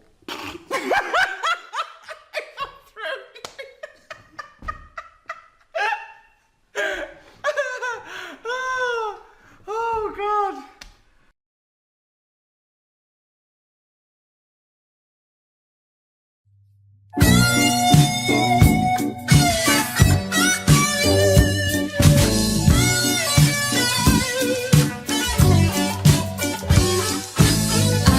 Și am de mult, dintotdeauna, dansul și muzica ne-au încântat. Și nici când au dat uitării luna, îndrăgostiți stând cu nopțile la sfat. Noi melodii se cântă în lume, ritmuri ne însoțesc la orice pas. Dar din câte sunt, eu vă pot spune, doar muzica de dans pe mine m-a atras. Dans, dans, dans non-stop, mă poți acum pe aripi de vis. Dans, dans, dans non-stop, ca și o lume de poveste mi-ai deschis.